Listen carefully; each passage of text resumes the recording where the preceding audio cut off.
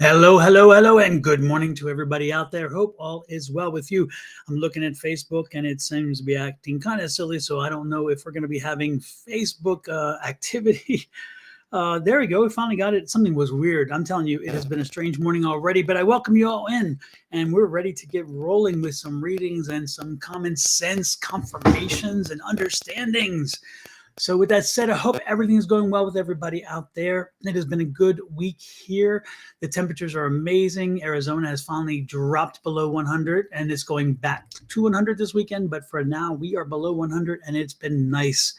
Hopefully the weather is good where you are. And again, it's all relative because again, if you're in a colder climate and you're used to 54 degrees and it's 74 degrees, you're feeling good, or you're feeling bad because you may like the 54 degrees. For us, we were ready. We were ready for the warmer weather to break and give us a little bit of a chill. So when we say it's 95, that's cool for us.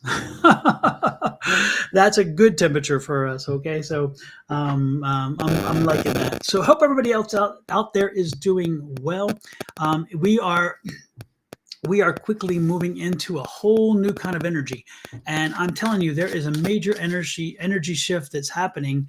And I'm not exactly sure where it's coming from. I'm not an astrology person, so I cannot speak to astrology. I don't know how that works so much.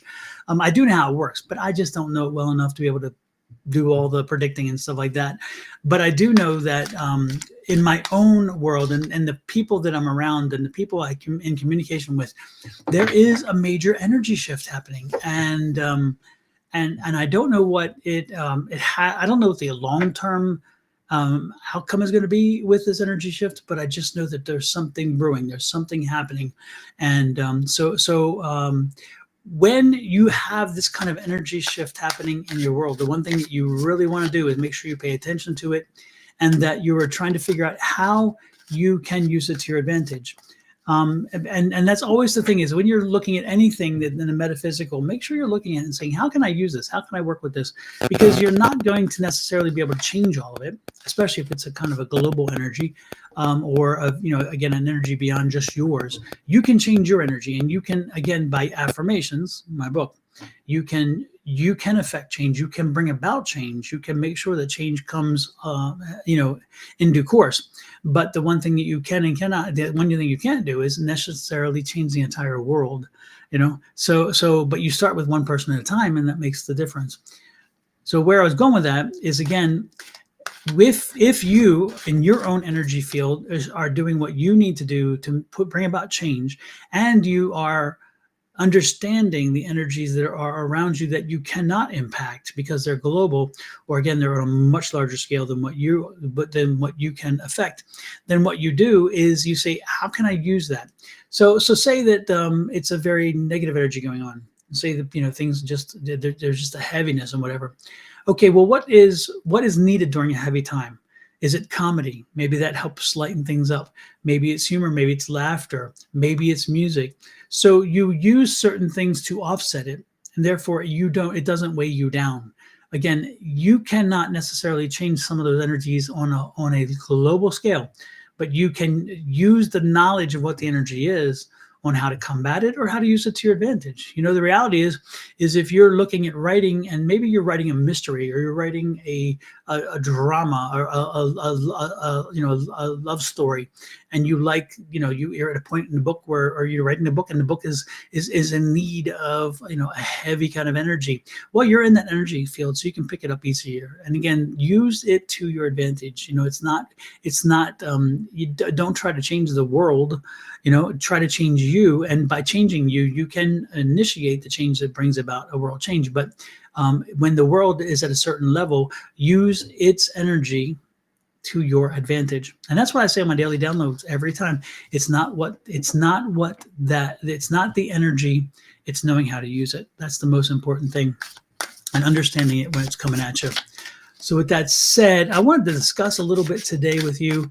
I wanted to discuss drew a blank there. Talk about energy, right? I wanted to discuss my newest book. My newest book, which is in production. I'm still writing it, so we're not anywhere close to having it finished yet. Is about soul. It's about your spirits. It's about the realm of spirituality, but most importantly, it's about your spirit guides. It's about your spirit guides and the gatekeeper. And if you are not quite aware of what a gatekeeper is and what a spirit guide is, I'm going to go over that real quick with you while we have people pop in. So therefore, it can give you a baseline of what that is. A gatekeeper is the one spirit that's with you from cradle to grave. They're there with you all the time. And what the gatekeeper does is it is a spirit guide in essence, but it does so much more and yet so much less. Okay. Your gatekeeper, its biggest role, not its sole role, but its biggest role, its biggest function in life, or in your lifetime, not in its life, in your lifetime, is to keep access from spirits, and so, or for spirits, depending on how you see it. You can, and what I mean by that is that the gatekeeper is kind of, and I call it a gatekeeper, and most people call it a gatekeeper, and I think for this reason, is that say you have a fence around you, right? And that fence is to protect you. It's protecting you from what's coming in, what's going out. When the gatekeeper is there, and as the fence is around you, the gatekeeper opens the gate based on your wants, your needs, your desires, and what you tell it to do in reference to those spirits. So if a spirit's coming at you and the spirit has some energy they want to deliver to you, and the gatekeeper's like, no, he's turned that off for now, then that gatekeeper will not allow them to come forward, okay? Or the gatekeeper is there to say, hey, I am, say me, okay? My gatekeeper is Emily. I'll put it that way. So my gatekeeper, Emily, I tell her, I say, Emily, when I go to bed at night, in my bedroom's off limits to spirits. It's absolutely off limits to spirits. So when I go to bed at night, I'm like, Emily, it's time for me to go to bed. And so I don't have to tell her every night. She knows the rule already, which is great. And therefore, she keeps the gate that says no spirits are welcome. Now, she also knows that if it's an emergency situation, it's something I need to know, something I need to react to, then she'll let it in, because again, she kind of knows my priorities, my criteria for violating my own rule. But Emily protects me, and therefore she doesn't let the spirits in. And therefore, a long time I was not sleeping well. And the reason why is because as I was growing in my metaphysical world, I was opening my mind, my heart, my soul, and talking and connecting with spirits, and they wanted to talk. And they don't have a 24-hour clock. They have an endless clock. And so therefore, when the calendar says it's the first and we're going into the morning of the second and it's time to sleep between the two, they don't have to sleep, I do. But that's not what they think. So they just come in, and so they get into my dreams. And your dreams are a wonderful place for them to visit, by the way. And often your dreams are the place for them to give you information and inspiration and ideas and warnings. And so, so Emily, my gatekeeper, is like, he's not taking calls today. She's like the secretary. He's not taking calls today, schedule an appointment later, that kind of thing, which is interesting. So again, the gatekeeper, in my case, Emily, is the one who listens and determines which spirits have access and when, and based on what I want, need, or desire. Okay. And so at night, not welcome. And it's interesting, because there's certain times where I call out to Emily and I call out to my spirit guides, and I said, hey, you guys, I need an expert, or I need somebody with a lot of information on X, and say a topic, whatever X might be. In this case, let's say I'm having an accounting problem and I need accounting information. I need somebody who can give me good accounting information. So what I do is I say, okay, spirit guides, go out and find me the expert on this and bring them back, okay? And when I say go out and find me the expert, what I'm saying is go out and find the people who've crossed over, people and energies that have crossed over, maybe people who've written the book and have died, whatever. Bring them back to me during the night and let me communicate with them and figure out what it is I need to know to overcome this hurdle, because I can't seem to get my mind around a concept or whatever, okay? And so then Emily sends them off and says, okay. And then when they come back, Emily's like, okay, you want to come in? Do you have the expert? Do you have the information? It's like, no, I just want to tell. No, then you're welcome. Again, she keeps that control. And then once the experts come in, she brings them in. I have the conversation. I have a dream about it, or all of a sudden, again, the information is there. And then I always remind myself, and you should always remind yourself. Let me be clear. Let me back up 1 second when I say remind yourself. Quite often, and most of the times, actually, not quite often, most of the times when you have a dream, you'll wake up and within 2-3 minutes, you'll forget the dream. Even though it was vivid and it was wonderful, and you're like, I'm going to remember this, you'll forget it. So what I do is I first of all tell Emily and the spirit guides, help me remember tomorrow what I need to know from tonight. Okay. And then I go in and say, these are the things I need tonight. Can you go out and find somebody? So when the people come in, the energies come in, and I get the information I need and I get the education that is needed, then when I wake up, I have the ability to remember it in the morning, in the afternoon, in the evening. So it carries with me because I specifically said, let me remember this. And so the other spirit guides who help with my memory, they come in and they assist me, and they're like, I've got you. I got you. It's right here. I'll be speaking in your ear as much as you need to remember what it is we're talking about. So again, that spirit guide will also come in because they're there to listen and they're there to help me to remember. Okay. So when you have a dream, remember, or when you ask a question, say, hey, this is what I'm asking to do. I need to remember this. So spirits, help me remember tomorrow what I need to know today. And then when the experience happens, then you can remember it after just a few minutes in the morning when you often forget your dreams. And that helps wonderfully. So again, your gatekeeper is the access point and the controller of that access point to information, to communication, and whatever else.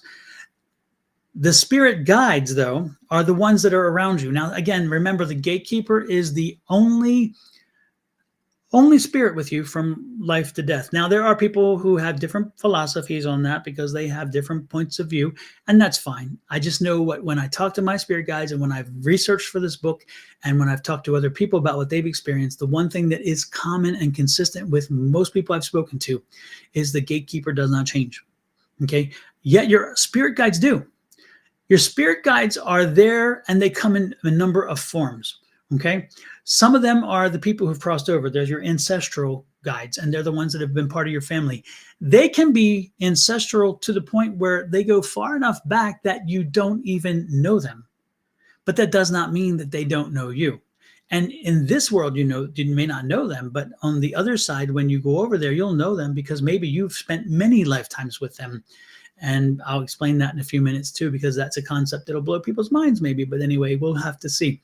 So when your spirit guides, again, the ancestors come in. So it's ancestors, people who have crossed over, who have known you in this lifetime, who are connected to your physical ancestry chain in this lifetime, or again, the being which you've inhabited, and then it's there. And so they're there to help you and support you. Another one are your angels. Okay. And so the angels are there around you, and they come and go as needed, as does your ancestors. They come and go as needed. They're not with you all the time. They're not needed to be with you all the time.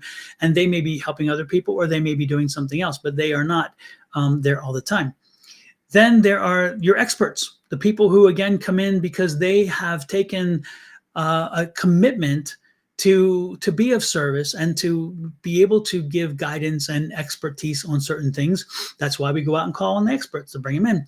And so those folks, they come in, and those energies, I guess is a better way to put it, but I will say, folks, just to make it easy, they come in and they give you the expertise you need, or the information you need, or the direction you need, and then they're gone. Because again, you only needed them for a brief period of time. And then there are those who are protective angels, and the angels will come with you, and the angels will be around you, but they're not with you 24/7, and they're not with you consistently, but they could come in and out of your life quite often. And different angels for different things. Some are for healing, some are for knowledge, some are for patience, some are for whatever. So it depends on which angels come in and which angels go out, depending on what it is you need. So these are some of the spirit guides. The ascended masters, we're talking, they come in when you need them, especially when you're at a higher level of drama. You're at a much more impassioned state, or you're at a more frustrated state, or whatever it is. Again, when your passions are running high, sometimes your spirit guides are not completely capable of dealing with that issue at a level that you need. And so the ascended masters will come in, and then they will help you because they have a higher level of understanding, and therefore they can help bring your anxiety down. They can bring your anger down. They can bring your frustration down. They can help you to chill out if it's necessary. Or better yet, they can help you to understand, to raise your consciousness. Okay. Say you're somebody who can't seem to get through a concept, and you're just so frustrated because, like, how come people can't understand this? I don't know. Da, da, da. And then they help you to understand that, first of all, maybe it's not them, maybe it's you. Maybe it's the way you delivered it, or maybe it's the way you can't communicate the point. So, so there are many different possibilities, but these are your spirit guides, and they come and go throughout your lifetime on a need basis. Okay. And so, so as you're moving through life, and you've given yourself a life contract, you come back into this world, you have lived before. Okay. And this will blow people away, and you don't have to believe it. It's fine. But this is what I know based on what I've experienced with my spirit guides. Okay. You have lived before, and you will live again. Okay. And up until 140 AD, or 147, I think it was AD, most faiths believed that there was reincarnation, until the church was realizing that we have no control or power over the people. If the people think that they can fix it the next time around, so they can be bad this time around. And so they felt they didn't have the control, because the fear of hell and damnation and all these other things that were created to make us afraid, all these little BS things. So they created this, and they said, wait a minute, even though we've always preached that there is this opportunity to come back again and again, we are not just here one time.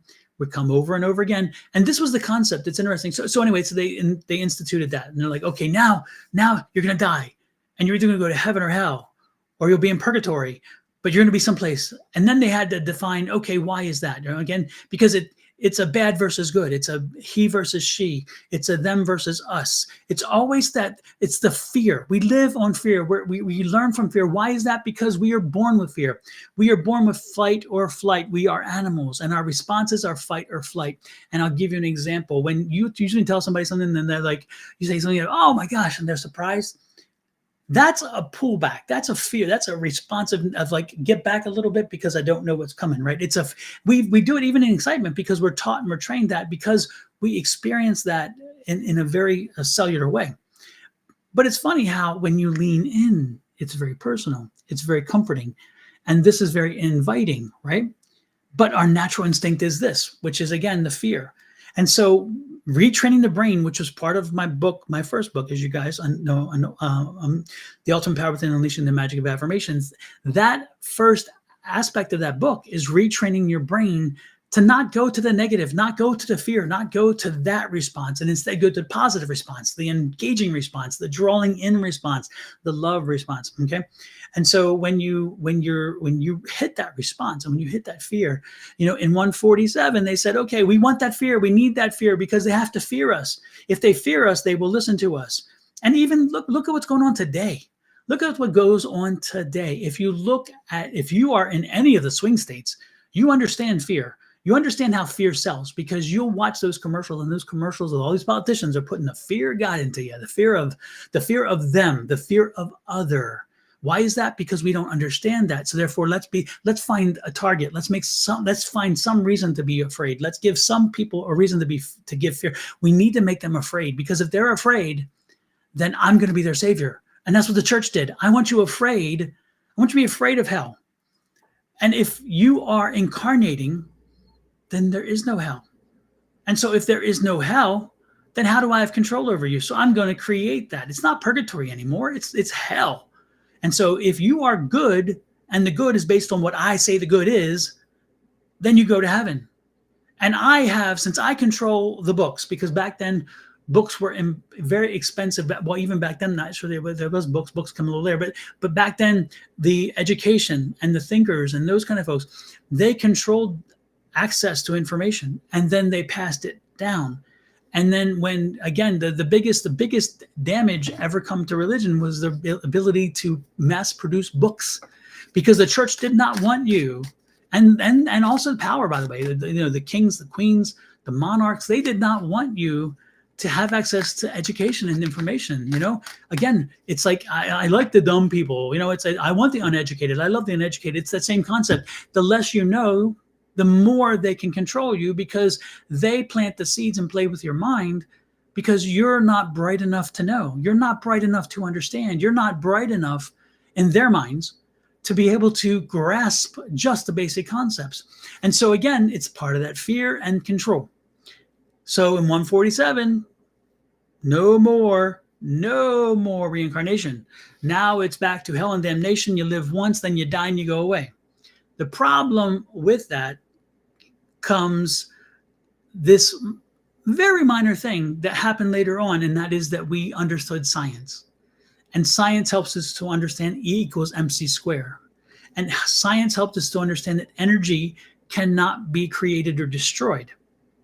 Okay, energy can be changed and into different things, but it cannot be created and cannot be destroyed.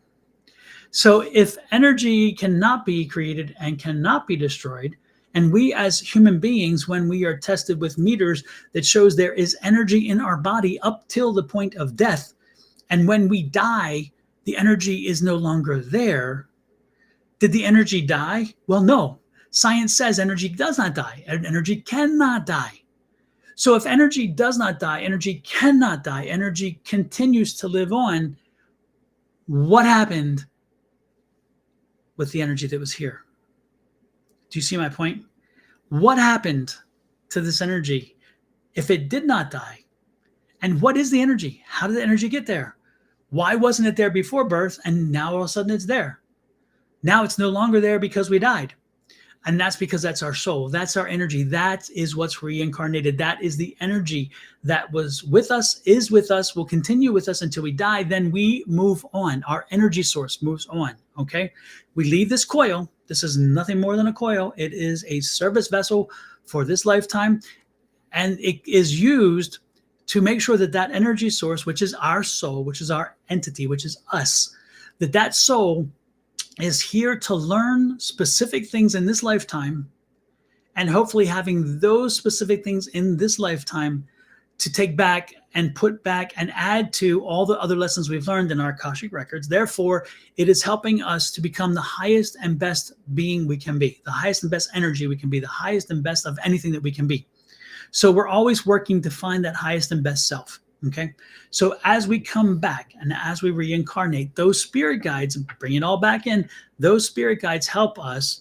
And we once may have been a spirit guide, and we may eventually be a spirit guide, because we may take a break and say, we're not coming back to another body for a period of time.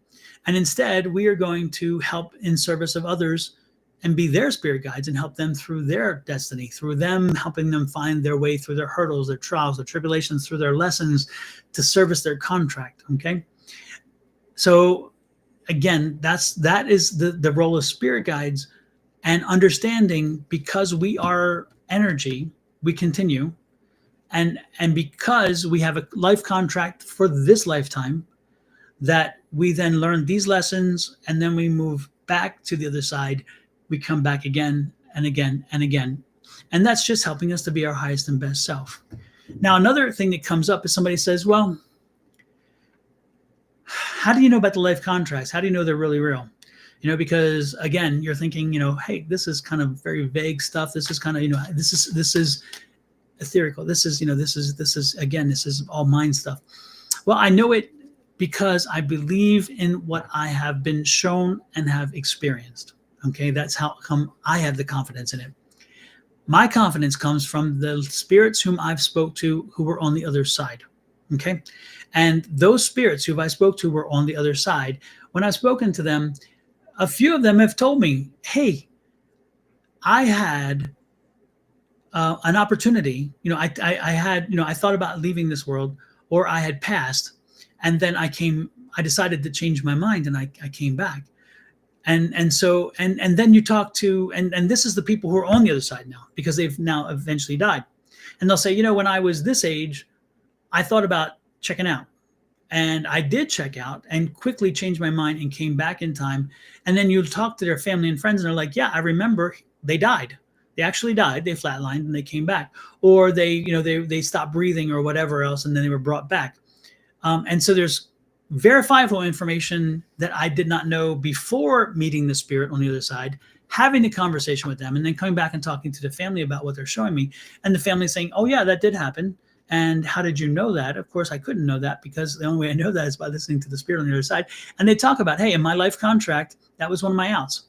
And what happens is when you sign your life contract, when you create a life contract, you create a contract that says, these are the life lessons I want to learn this time.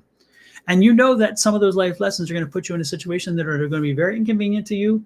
And that's an understatement. It can be very painful to you, or it could really lead you to a time where you are very, very much not healthy, or not wealthy, or not wise, or whatever else.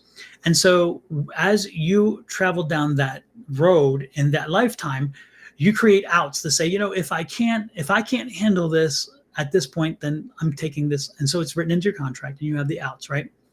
And so when I talked to, and I did not know they existed, I wasn't aware of those specifically until I started meeting spirits from the other side. And as I would see them, as people would come into me and say, hey, I want a mediumship read, I'm like, I don't give mediumship reads. And the reason why I don't give them when I say that is that I don't specifically set out to do a mediumship read, because I cannot guarantee the person you want to come in is going to come in. It's like me telling my dog, it's like, Ghost, you need to come inside and get out of the sprinklers. And Ghost is just playing in the sprinklers. The people on the other side have free will. They have determination. They can come in when they want. They can leave what they want. If they have a message, they're going to come in. If they don't have a message, they may not want to come in, or they may be busy with something else that's more important in what they're doing now and say, I'll get to that. But again, you have a finite period of time. You're sitting down for maybe 5-10 minutes, up to a half hour to an hour, depending on your read. So you can't necessarily guarantee that someone's coming in. And so when I sit down, I say, look, I will do a reading, but if something comes in, someone comes in, some energy pops in, I will let you know what they are. That's the best that you can do.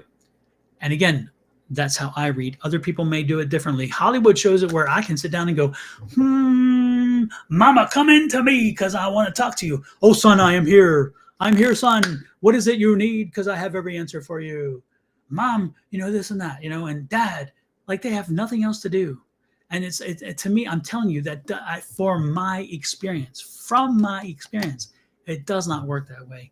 I say, you know what, if this, and I can try, and I do. I'm like, this person's trying to reach this person. I'm thinking, energy, are you out there? And it could be my limitation as well. I readily admit that. But again, I strongly do not believe that if you want to sit down and draw specific energy in, they will always come in. It doesn't work that way. So anyway, I don't even know how I got that far off, but the point is that you may eventually be a spirit guide, and you may be the one on the other side, and you may be the one that's called in and connecting. But when I'm talking about how do I know because again, the medium, under my mediumship work, when I speak to your loved ones who passed on, and I have conversations with them, and I speak to my own loved ones who passed on and have conversations with them, and they help me to understand how it all works. They make it clear that in your lifetime you had contracts, and in those life contracts you had the outs, and if you wanted to take the out, you could.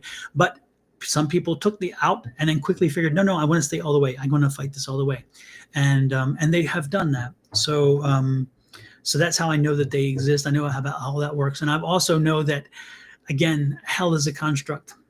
And I hate to tell people this because I don't mean to disturb your religious beliefs. You believe what you will, and please, I'm not telling you right or wrong with your religious beliefs, but what I'm telling you is that hell is a construct.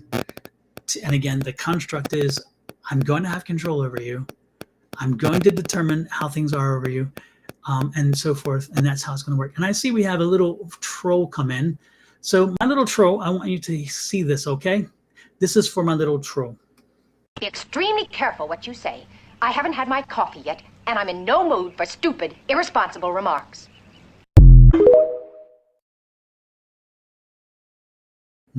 I need to edit that TikTok part out the back, but I love that. So troll, go away, come back on another day, or in this case, not at all. Let me go ahead and send them to put them to sleep, give them a little timeout. Okay. Oh, and I see that they're busy as can be. There we go. Okay. I think I've sent them one timeout both. Okay, there we go. So anyway, that's how the spirit guides work. That's how I know what spirit guides are. That's how I know how they impact your life, how they work, how you and yourself work, how you function, and so know that in my book. Again, I'm only about halfway through. I've only about 10,000 words so far, 10,500 words so far. I've got a long way to go. Know that as I'm doing this research, the most important tools for my research are the ones that I'm talking on the other side, and those experiences, and they're bringing me so much enlightenment and so much energy. And I'm hoping that once I get it done, and you have a chance to read it, you'll get that comes through. I'm hoping I can bring the energy through in that sense, because sometimes it's a dry topic. Sometimes it could be a dry topic or whatever, but the most important thing is understanding how it works. And so one more point, and then we'll get off onto readings and so forth. And again, back to spirit guides. Y'all need to have a relationship with your spirit guides. You need to try to make sure that you create a relationship with your spirit guides. Make sure that you are reaching out to them. Make sure you're communicating with them. When you have that relationship with your spirit guides, one thing I would strongly suggest for you to do is to talk to them like I'm talking to you, like you would talk to your family, your brothers, your sisters, all those things. Oh my goodness, yet another one. Isn't that wonderful? Why are they coming in all of a sudden? It's interesting. Hadn't seen them in a while. But man, Facebook is popping with them. There's the trolls again. Anyway, so have the relationship with your spirit guides. Start talking to them. Talk to them like I'm talking to you. When you have a question, ask them something. If you need answers, tell them to go out and bring you answers. Tell them to give you answers. When you ask and when you direct, make sure you listen as well. And as you listen with your mind, listen with your heart, listen with your soul, listen with your brain. And because not everybody receives information from hearing it. Some people receive it here. Some people receive it here. Some people receive it with visuals and they see it, but and again, it's images, and it could be a flash or like a little bit of a movie, that kind of thing. Listen to what open your mind to listening in whatever way you hear, not just this, and then take in whatever information they're willing to give you. Okay. Because I think that's super, super important. And again, the best way to do it is say, hey, spirit guides, I need a favor. I need this, or hey, I'm trying to do this. Can you guys help me? And let them do. And that's what they're there for. They want to help you. Now, one thing I will tell you, additionally, is that when you need help, if you do not give them permission to help, if you're like, hey, you have my permission to get out there and help me fix my chakras, if you don't give them permission, then they're not going to do it, because again, you have the control.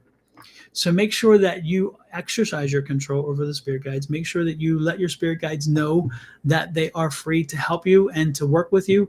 And like I told you with Emily, Emily knows that when I go to bed, they don't have free will. They don't have freedom over me. It's you cannot bother me while I'm sleeping unless I call them in.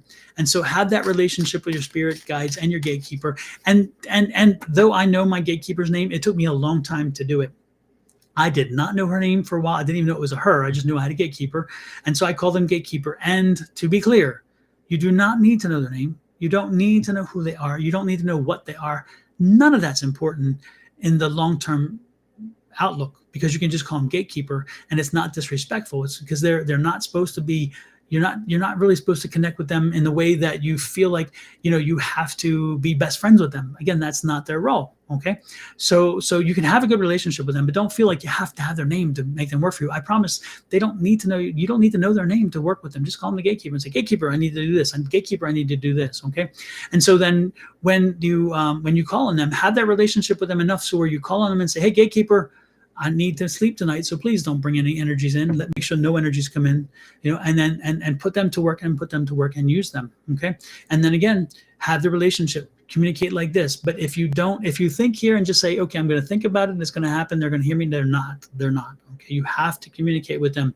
Okay, by putting it into the universe, because I mean, think about it. If our spirit guides, if our safety and protection methodology and all the entities around it help us, if they were to police every thought that we had and to act on every thought that we had and every impulse we had, what calamity that would be, right? What chaos. But the good part is it doesn't work that way. And so when you tell the universe what you want, you're telling your spirit guides what you want at the same time.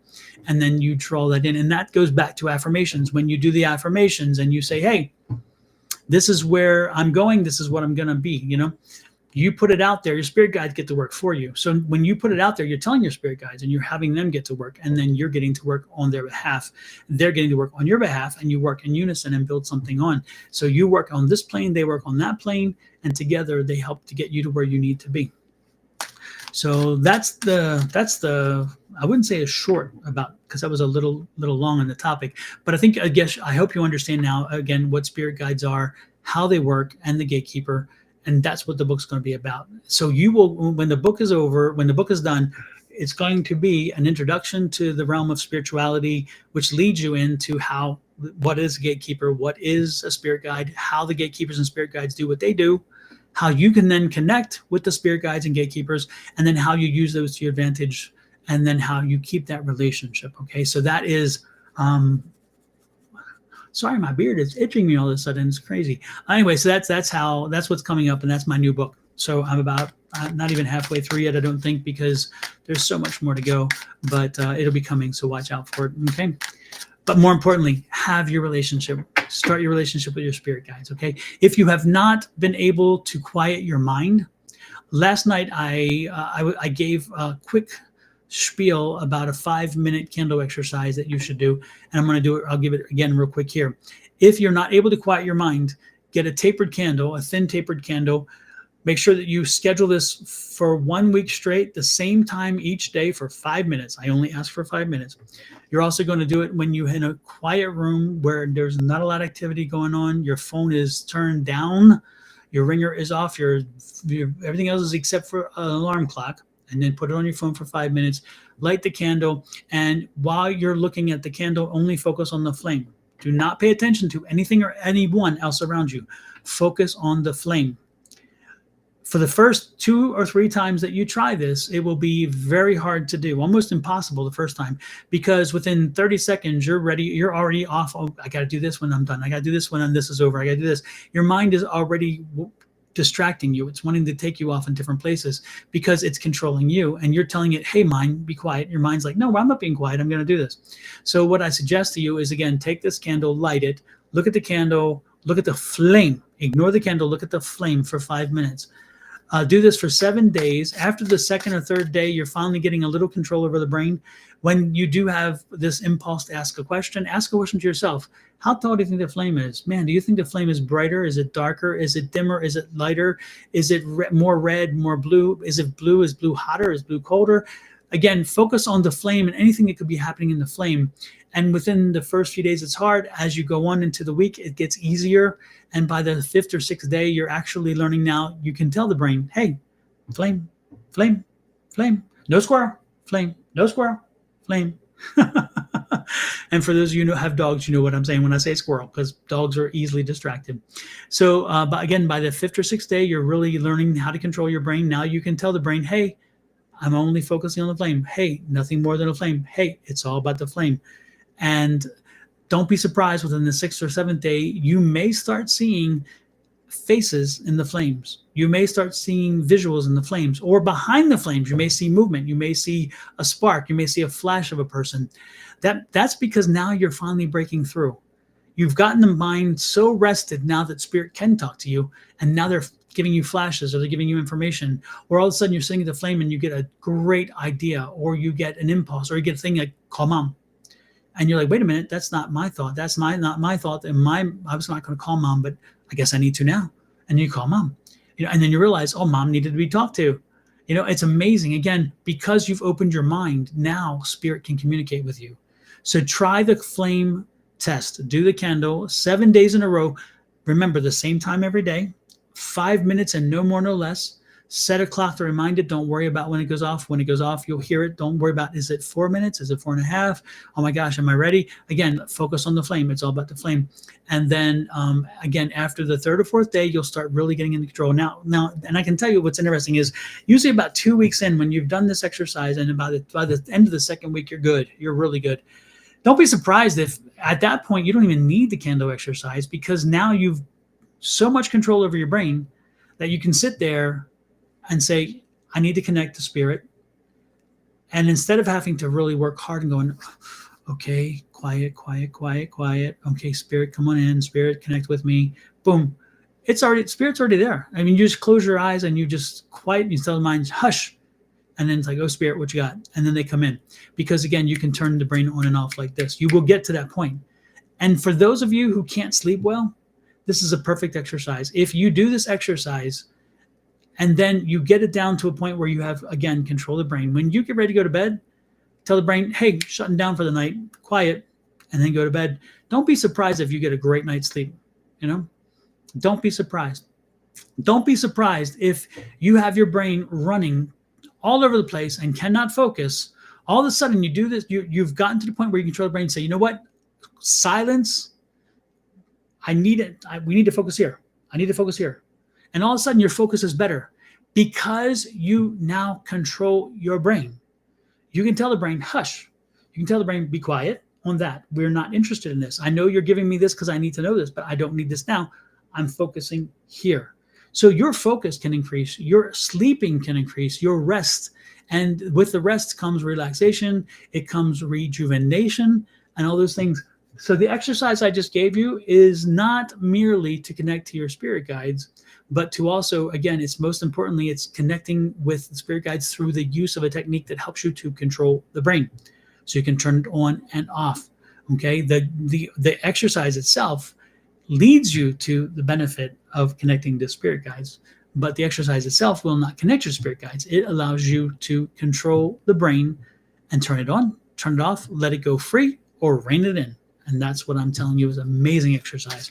So give it a try. Again, 5 minutes every day, same time each day, dark space, no distractions, set a clock, light the candle, pay attention only to the flame and nothing more. Anytime your mind gets wandering, gets back to the flame, back to the flame, back to the flame, back to the flame, back to the flame, back to the flame. You see the repetition I'm telling you here? 5 minutes. And by the 5th day, don't be surprised if you're finally getting it. And by the 7th day, you're comfortable. If you do it for 2 weeks, don't be surprised that at the end of the 2nd week, you're now at a point where you don't even need it because you just say, you know what? Focus. Quiet. Focus. Quiet. Focus. Okay? Give it a try. Let me know if you have a good experience or not, or even a bad experience. This really works a lot. I hear a lot of people come back and tell me very positive things with this. I've yet to hear somebody says they can't do it. After about a week or two, when they've gotten it through, they come back and say it doesn't work for me. I've never heard anybody report that. I have had people that cannot stick with it because they just after the 3rd or 4th day, they're like, oh God, I just have too much on my mind. I'm too busy right now and whatever. And so funny that's the reason why they should be doing this. But I don't argue with them because, it's, again, if you're predisposed to the fact that you can't do it, you won't do it. So again, the first thought is, I'm going to do this. I'm going to be successful at it, and then do it. Okay. Man, I've talked a lot. Let me get a drink here. Sorry about that. I didn't mean to go so long. Do the exercise, connect with your spirit guides. That's the most important thing. Do your exercise, connect with your spirit guides, and let them help you in any way they can. And I assure you, you will be blessed. I promise you, you will be blessed because your spirit guides, that's all they want to do. That's all they want to do is help you. And remember, they're your ascended masters. They are your ancestors. They are your angels. They are the other people who've come in and out of your lives, this one or the last one before that or the last one before that. And so there are a variety of folks, but all of them bring their different experiences and expertise to your advantage. Remember, they are not here for your lifetime. They are here when you need them, and then they're not here when you don't. And then the only one that remains with you is your gatekeeper, and that one gives you access on and off in reference to your spirits coming to you. Okay, and don't worry, your gatekeeper is not like an assistant who won't work in your best interest. They're the opposite. They know what you need, they know what you want, and they know what to do, and they don't often get it wrong. There are times, though, there has been a time here and there where my gatekeeper and I have had some difficulty in understanding something specific. And so when it happens, I'm like, Emily, we've talked about this, and I think I may have not been clear because Emily will let this in, or and then she'll come back and say, well, but you needed to know this for this reason or whatever. So, so know that sometimes when you get irritated with your gatekeeper because they allowed something in that you did not want in, they knew it would be in your highest and best good. And then once you're aware of it, then you are. But there was one time specifically where I was not a happy camper. And I made it very clear, no, no, no, no, no. And Emily was very good about it. And she's like, got it. I learned. Let's move on. And that's another thing. They don't hold. It's interesting. I love this too. And again, I'm sorry, but there's so much information here. And it's like, I hate to leave it out there and give you all just part of it and have you with not understanding some other things. But then on the other side, it's not anger. It's not, we over fear, we live in fear because we're born to this entity, this physical form that is born with fight or flight because we are animals. And so we need either fight or flight no matter what. But on the other side, there is no fight or flight. And so on the other side, there is no fear and there's no anger. There's no embarrassment. So if the spirit guide comes in and they're like, hey, I've given you this is what that I thought you needed to know. And you're like, well, I didn't really need to know that. They're like, oh, my bad, sorry. And they get an attitude. No. They're like, hey, I gave you what I thought you needed.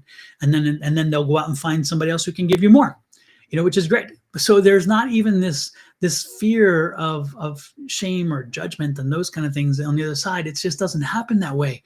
It's all love. It's no fear. There's no fear, no drama, none of that stuff. It doesn't happen, and it's interesting how people say, and this is another part of that, how they say, well, if this person, if this person is my father or my mother or my brother or my sister, they couldn't look like that because they died older.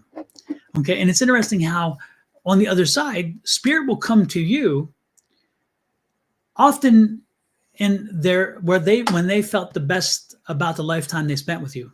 So say your father crossed over at 80, 85, right?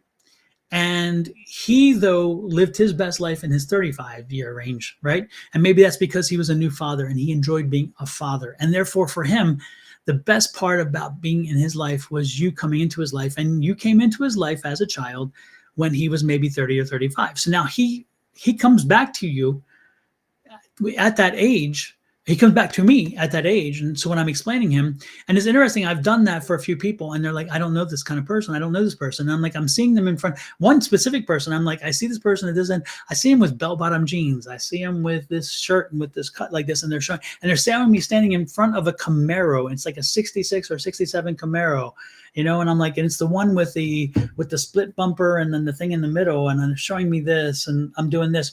And all of a sudden they're like, oh, that's not my brother. That's my dad. I remember a picture of my dad that way. And I'm like, that's what I'm telling you. He's here.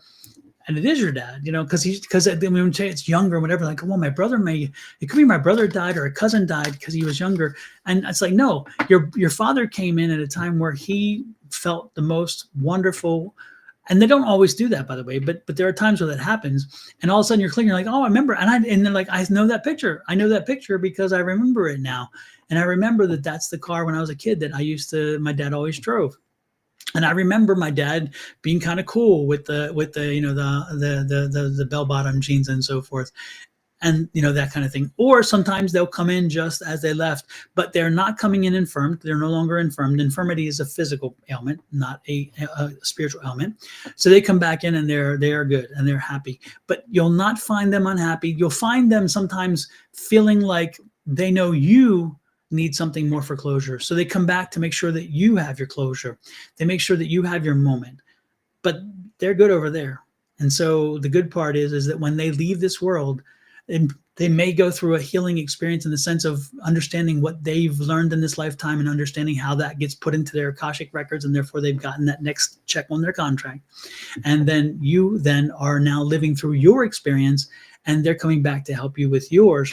But they don't have the fear over there. They don't have the judgment over there. Even if they were to take an early out and they say, okay, I can't live this whole lifetime. It's gotten off rails and I can't accomplish what I need to. By them taking that out, there's no guilt over there. It's like, okay, so you didn't do it. No problem. We'll do it again. Down the road, I'll put it back in the contract, put it back in a different contract.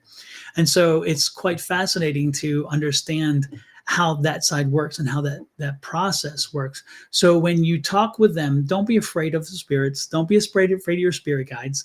They're not going to cause you harm. They're not going to cause you damage. They're not going to make you afraid. They're not going to give you fear. They are going to, if anything else, envelop you and surround you in a way where you feel comfortable and safe and secure, especially when you do that candle exercise and you open your mind. You're worried, like, I can't surrender because if I surrender, there could be harm come to me. So if I can't surrender, I can't let loose. I can't let my mind just go. I can't let the defenses down. I can't do that. And you're like, the spirits are like, yeah, you can. We got you. We're surrounded. We are love. We are light. We are your protectors. We are around you. We keep you safe. Your spirit guide.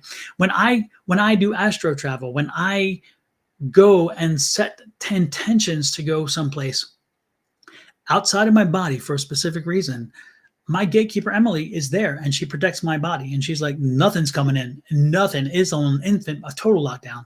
Even good things come in. No, it's a total lockdown, because nothing's going to mess with my body while I am no longer in the body spiritually and I'm out traveling. Okay. And I know that's a leap too, but I can tell you those are amazing. And I'll give you an example. When our friend Libby passed away, we didn't know she had passed. We didn't know. We just heard that she was in the hospital, and we had not gotten any updates. And we knew that she was in the hospital. She was rushed to the hospital that day. I called my dad, who was on the other side. I said, Dad, I've done some astral traveling, but I want to go specifically to her, and I need to make sure that I don't want to waste the time. So can you help me take me there? So my dad comes through. My dad, again, a spirit guide on the other side, he comes through and he's like, yes, son, no problem. And he takes me. And so I leave my body. Again, this is a concept. You don't have to believe it and understand it. I'll leave it up to you. I'm just telling you what I experienced. Okay. So my dad says, hey, yep, son, we're good. So my dad helps me. He takes me and we go. Now, what I intended, or what I thought in advance would happen, and this is another thing. It tells you this was not my mind. This was not me creating something, because I knew in my mind what I was going to see. I had preconceived notions of what was in front of me, and because of other experiences. And so my dad gets me, we go, and we're traveling. And all of a sudden, I was thinking I'm going to be in a hospital room, and I was going to be able to see Libby in the hospital room. And I was not in the hospital room. When we arrived, I was at one of my aunt's farms. And we were not in the farmhouse. We were on the side of the farmhouse, and there was a walkway.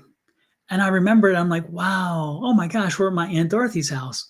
And I thought, oh, what a wonderful, I'm like, wow, this is interesting. Why would I be at my Aunt Dorothy's house when I'm trying, Dad, did we get lost? Did we get some, the wires crossed or whatever? I was like, hello, you're like looking at the pilot saying, hey, pilot, did the GPS kind of take you off on the wrong place? But no, we were meant to be there. And so when I looked at the walkway, the pathway that led from the side of my aunt's house down across the creek and into the pasture. And there was a little fence there with a little gate that was always there. And you pull the gate and it would slam back, and you hear clunk. And so I knew exactly where I was, and I'm thinking, oh, this is why are we here?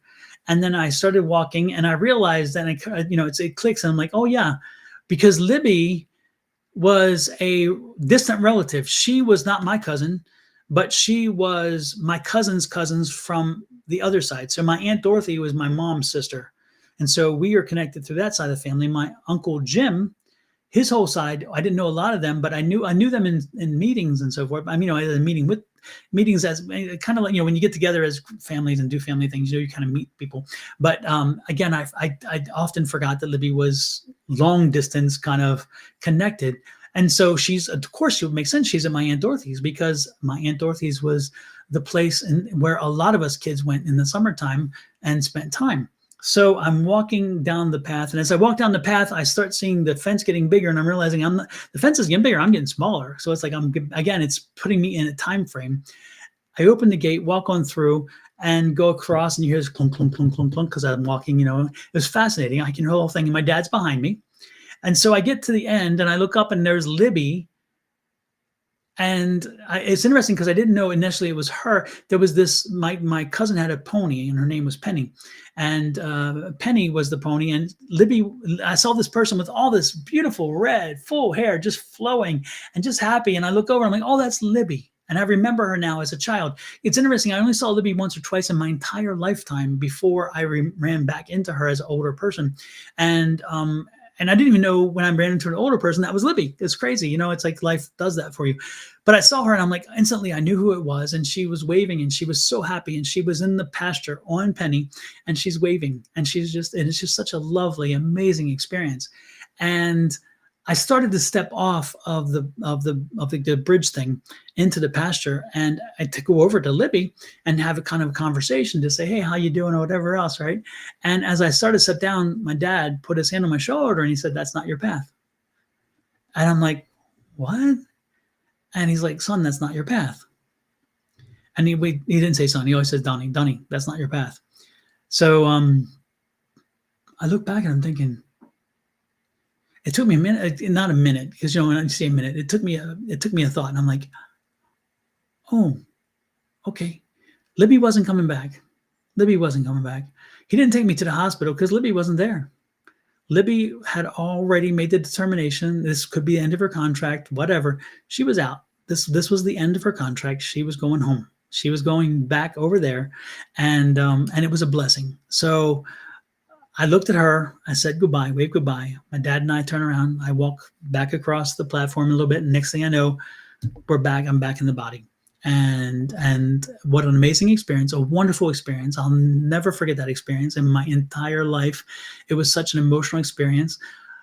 So I get back into their body and I sleep well, knowing that Libby is well, knowing that, and not sure, but knowing that knowing that in the morning I'll probably get information that she is no longer among us. And so I slept, but I also knew that, again, I slept because if anybody would be sad for is me. And I'd be sad for her family because Libby had the most wonderful, loving, warm laugh.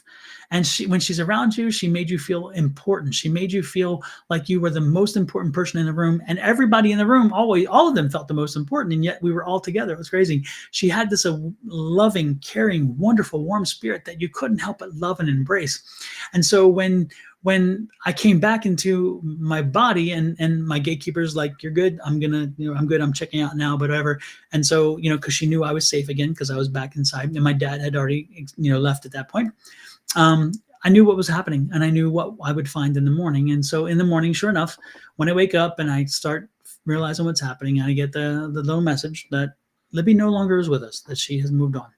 And it was not sad. It was not sadness for her. It was sadness for me because I lost Libby after having not known her for so long and then had her blessing in my life. Libby was so warm and wonderful. So again, anytime you lose that kind of energy, you definitely are sad for yourself, but I wasn't sad for her. The funny part is, and I guess funny maybe is not the best word, but the most unique part about it is that I called my friend Angie and I said, Angie, I want to tell you something that happened last night. And I told her that I went astro traveling and that I visited with Libby. And she said, I did the same thing. I visited with Libby, and Angie also did not see her in the hospital, and Angie knew that she had passed on. So before we even had any confirmation on the other side that Angie was that Libby had not, that Libby was gone, we both talked about our astro travel and our visit with her, and that both of us saw that she wouldn't be coming back. And then later on that day, again, when we got the information that sure enough, Libby had passed on. And so again, when you see that experience, when you experience that experience, when you communicate, first of all, when you take the risk, and it's not even a risk, when you take the opportunity to make that flight and to believe in the fact that you can move beyond this physical form, and then you can connect in a different level, in a different way. And since Libby was so open already to it, and she had been open to the metaphysical, so it wasn't a surprise that we would connect because she would open her plane to us and let us come in, and then to find out, sure enough, she had passed. It was an amazing experience. I've talked to her on a few occasions since. I've actually asked her for things like if I need to bring somebody in specifically. There's sometimes where I will say, hey, I'm getting ready to do a reading and I'm getting a metaphysical hit. Can you help me understand this? And she'll help. She'll come in and she'll help me. So I'll say, hey, Libby, Can you help me? Hey, Libby, I got this going on. So it's really wonderful having that relationship with spirit, relationship with somebody out there who can do that for you. And she is that person. She's my go-to person. And it's interesting because she's not only mine. She's our group of friends. We all call on Libby, and Libby tends to deliver for us in that way. So don't be surprised if when the book is over, some of Libby is in the book, because again, she's been sharing some of her experiences of what she has over there and what she knows over there. And I am so blessed to have that that connection. You too can have the connection. We are all born with the ability to have the connections, to have the communications, to be open to it. You just have to, again, first of all, deprogram yourself when the religion and your society has told you you can't. You got to say, you know what, I can. I got to open myself. And then you open your mind, you close down your brain and say, stop running in circles and listen. Instead of trying to push something forward, listen. And then when you listen, don't be surprised if the message comes in and you start connecting. We all can do it. And when you want to, it's going to be amazing that you can call in your loved ones. If your mom or your dad is on the other side, do not be surprised if you now can call them in and have a conversation. And if you needed closure, this is one of the best things to do. You can call them in and say, hey, I just needed to talk to you.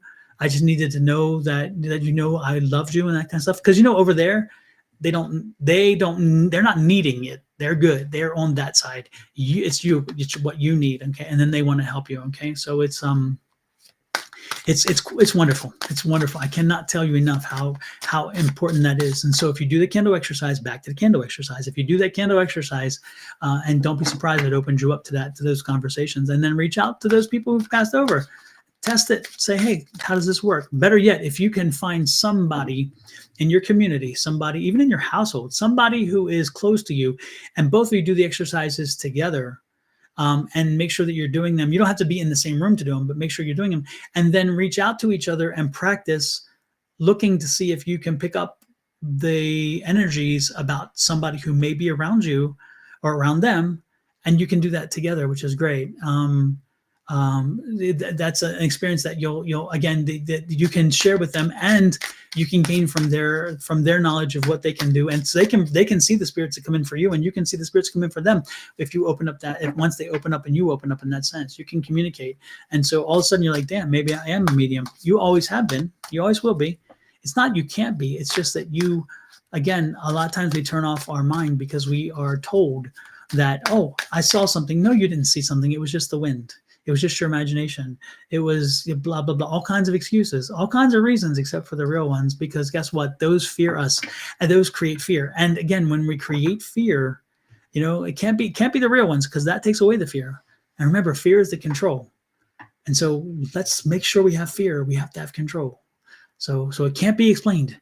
It has to be, just the wind. It has to be whatever. Because if you know that on the other side, that's where you're eventually going to go, and that you're going to shake off the coil. The coil is nothing more than a coil, and you're going to continue to live, and you're going to be healthy and wealthy and helping other people. And when I say wealthy, I don't mean wealthy this way. I mean wealthy as in knowledge, as in experience, as in love, as in light, as in energy, then that's the cool thing. Linda was saying here, it says, it's natural to feel deep sadness when we lose a loved one. We miss them and need to, let me put my glasses on, because even though it's big, I shouldn't. Need to fill that void with the memories of them. That takes time, and we all experience grief in our own schedule. Absolutely. My dad might put me in a timeout. Yes, indeed. And actually, it's interesting. If I'm not mistaken, Linda, I think your dad is the one that came in. One time I was driving to California. I won't forget it. I was driving to California, and my husband was sleeping on the side. He was asleep in the passenger side seat, and I'm driving away, and I'm in the desert, deep desert, right before you cross from Arizona to California. And it's just flat. It's flat as can be. And in the distance, you see the mountain, you see the road that's going to go up through there, but it's flat as can be. And I'm driving all of a sudden, and I'm just kind of listening. My mind is off and whatever, and the radio's on, but it's in and out because of the signal. The signal wasn't there. It's not good there. And so I'm just kind of ignoring it. It's just kind of whatever. And all of a sudden, behind me is somebody that pops into my car, and I'm like, what in the world? And it was so cool when I got some information and pop John, and I got some information. I'm like, well, who does this belong to? So then I had to make, once I got it all nailed down, and so I called my friend Angie again and said, Angie, do we have any connection? Do we know how to connect to these people? Because they need to hear this, you know? And yeah, Linda, you're right. That was your dad. That's what I thought. Yeah. And I'm like, they need to hear this information because he needed to reach out. And I think it was, again, I'm almost certain that the connection was that we needed to reach them because Cynthia needed somebody or something. Cynthia was in a bit of a crisis, emotional, personal crisis or something, and she needed somebody or something, and it was like, reach out to her. That was the whole thing. It was so it's like in my car out of nowhere. So I'm like, and it's one of the times Emily and I had a conversation, because I'm like, Emily, now I do appreciate the man came in, and I do appreciate the need that he had, but did you have to let it come in that way and scare the hell out of me? Because he was there. And so I was like, it was alarming. But so Emily, the message from my daughter, yes, exactly, yeah, and that's what I remembered exactly. And so I'm like, Emily, while I want to help people, when I'm driving by myself and I'm in my own space, the one thing that we don't do is scare the shit out of me with people popping in, energies popping in behind me, because it was, and he was very determined. He's a very determined man, and he had a very specific way in which speaking, and he made sure that when I used his name, I was very specific. But then come to find out that was part of the reason why he was specific about the name, because the people who were receiving the information, Linda and her family, needed to hear it that way, because that's the way in which he talked, And so, and even Linda saying it was a powerful, absolutely. Yeah. So know that they're there, and know that you can connect with them, and know that they will come in if you open your mind to it. And you will be surprised. You will be blessed. You'll be blessed when it happens, and you'll be thanking goodness. And Linda and her family are all very connected psychically. They all have these skills. Their skill sets are strong. And so it's, they're blessed in that way. And so a good part is that they don't have to be, they've experienced it. So they're more open to understanding that it happens and how it happens and so forth, which I love, So, and it's great to see you in, Miss Linda, by the way. And sorry, I didn't mean to cut people out of the conversation. It's just that what I was going, the problem is if I get off into a conversation with somebody, I wind up losing where I was. And I'm at the age where when that train moves out, it is gone. It is down the track. So with all that said, I know it's been a long one, and I know you probably are bored to tears in reference to spirit guides, but no, there's a book coming out eventually about spirit guides, and it won't be boring, and it's going to help you to connect and to know that you are loved. Now, as we start the readings, and I am going to do readings now, we're moving into readings, and as I start doing readings, I'm going to pop up to this side of the screen the weekly readings for each of the tarot signs. I do a weekly reading on YouTube for each of the tarot signs, and I post them on the weekends. So we have a few days left in the week. It's Wednesday, Thursday, Friday, Saturday, Sunday. That's 5 days left in the week. So not Wednesday, today we're Thursday. Thursday, Friday, Saturday, Sunday, 4 days left. As I pop them up, these are the QR codes, and they'll also show up as a URL in the chat. You can go and check them out and watch them, and they're again based on the signs for each week. Should you feel compelled to comment, which I would love for you to do it, and if you are a subscriber on YouTube under my channel and you leave a comment, for every video that you leave a comment for, I will put your name in a drawing at the end of the month. And it's going to be either a copy of my book, The Ultimate Power Within, Unleashing the Magic of Affirmations, and I'm going to go ahead and try to pull that up while I speak. Or you can choose to have a reading from me, a long reading, an actual in-depth long reading. My readings take usually between an hour to an hour and a half, depending on how engaged we are and what information you need to know. And you can come with a list of questions as well.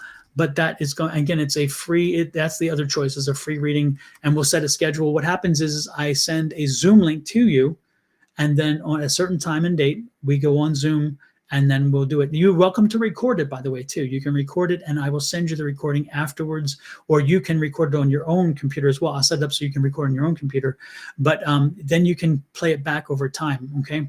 So again, you have your choice. You'll get a copy, if you should be the winner who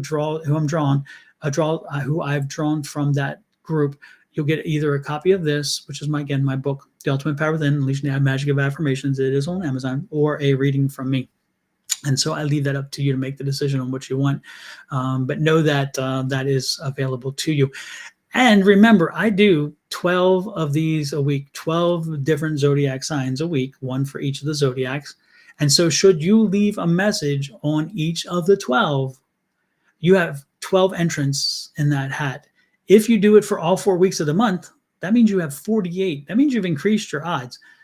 Now, of course, I get something out of it because it gets me more views, which is something that is important, because if I'm going to grow the channel, you need to get more hits and those kind of things, which is wonderful. And if you share it, that would be even better. I love that as well. But the most important thing is the information that is in there is coming from spirit through me to you based on your sign. Okay, so give that a thought. I would appreciate it. And again, like, share, subscribe, follow. Always welcome. Always welcome for like, share, subscribes, and follows. And while I'm saying it, let me put it out there and do it.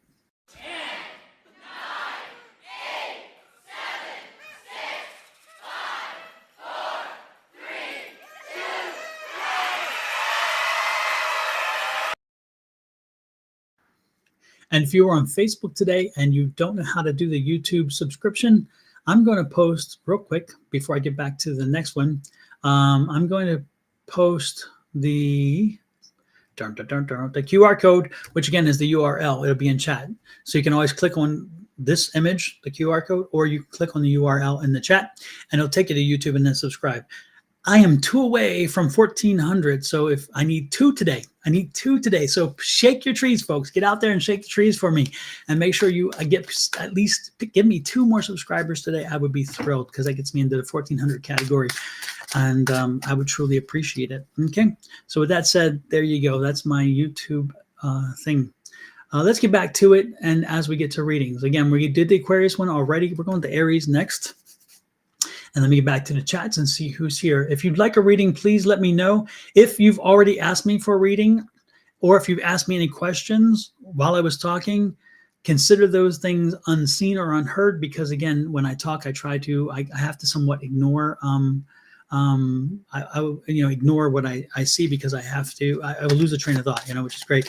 Linda, I love what you said. I appreciate that very much. Linda says here that you will not be disappointed with a reading from Don. Thank you, Linda. I truly appreciate that. Truly, truly do. So let's see. Again, let me know if you want a reading pop up. Let me know that you want a reading, and also let me know what the reading. If it's a specific question, put it out there. If it's general, it's good. I'm guessing you're pretty awesome. Also, Michelle. Yes, I think Michelle is. Yes, absolutely.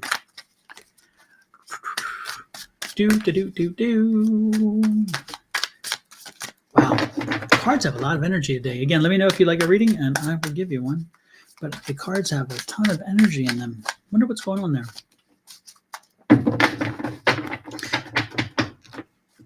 Thank you, Linda. I appreciate it.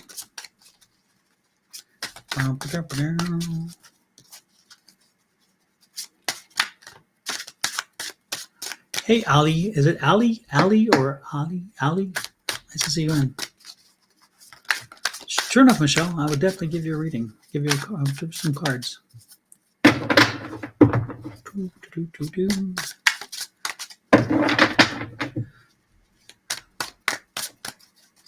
Thank you, Bounty. I appreciate it. Again, if you like a general reading, let me know. If you like a specific question answered, I will do that as well. Let's see what we got from Michelle. Oh, by the way, I just noticed. There's the book right there. The Ultimate Power Up Within, Unleashing the Magic of Affirmations. Forgot that it's right there. Michelle. What do we get from Michelle?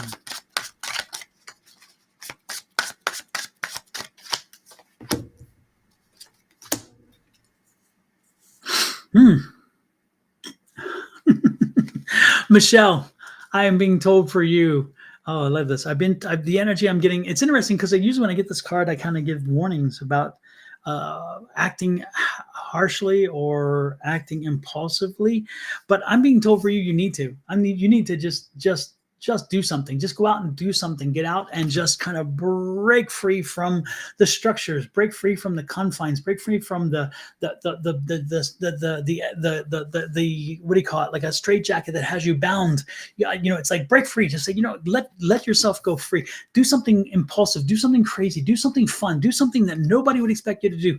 Do something that even you might not expect that you would do. Do something that maybe tests your limitations, maybe test your patience, maybe something that will be instinctively again, something that instinctively is something you would not do, something that would go against everything that you think about, and just kind of do it. Get out there, do something fun, do something crazy, you know, play hooky. Go off and do go shopping if you want, or go to a movie.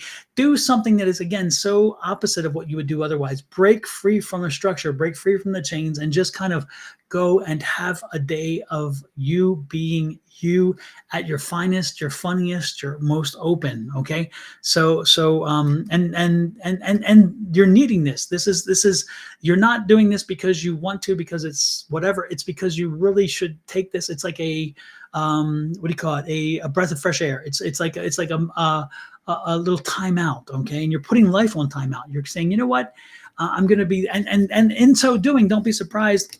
It's very contemplative for you. Again, you're going to have, because you do this, the universe is going to give you something, because again, it's a contemplative moment in the sense that it's something you're like, wow, I didn't realize what I was missing, because again, I've been so busy doing this, and I've been so busy following this rule and following and being just like whatever. And the good part is you're going to say, you know, the universe is going to give you the gift of knowledge, of insight, and it's going to help you break beyond the block. Because right now I'm getting a block from you, which is also making you feel frustrated, because you're like, I got to keep working because I got to get beyond this moment. I got to get beyond this. I can't figure this out. I got to do this. And if I take my mind off it, do I want? No, it's the opposite. It's like, leave it, put it on the side for a minute, go out and have a good time, go out and do something crazy and silly, which will take your mind off of what you're doing. And when you come back, you're going to have clarity. And that's what it's saying, clarity, because you broke out of the norms, you broke out of the bonds, and you're getting to a clarity point. And so the universe is bringing you some clarity. And look at this. It's going to help you change your mind, change your way of thinking. It's going to help you think about things in a different way. And this is a good way. And this is going to help you to achieve and to move forward.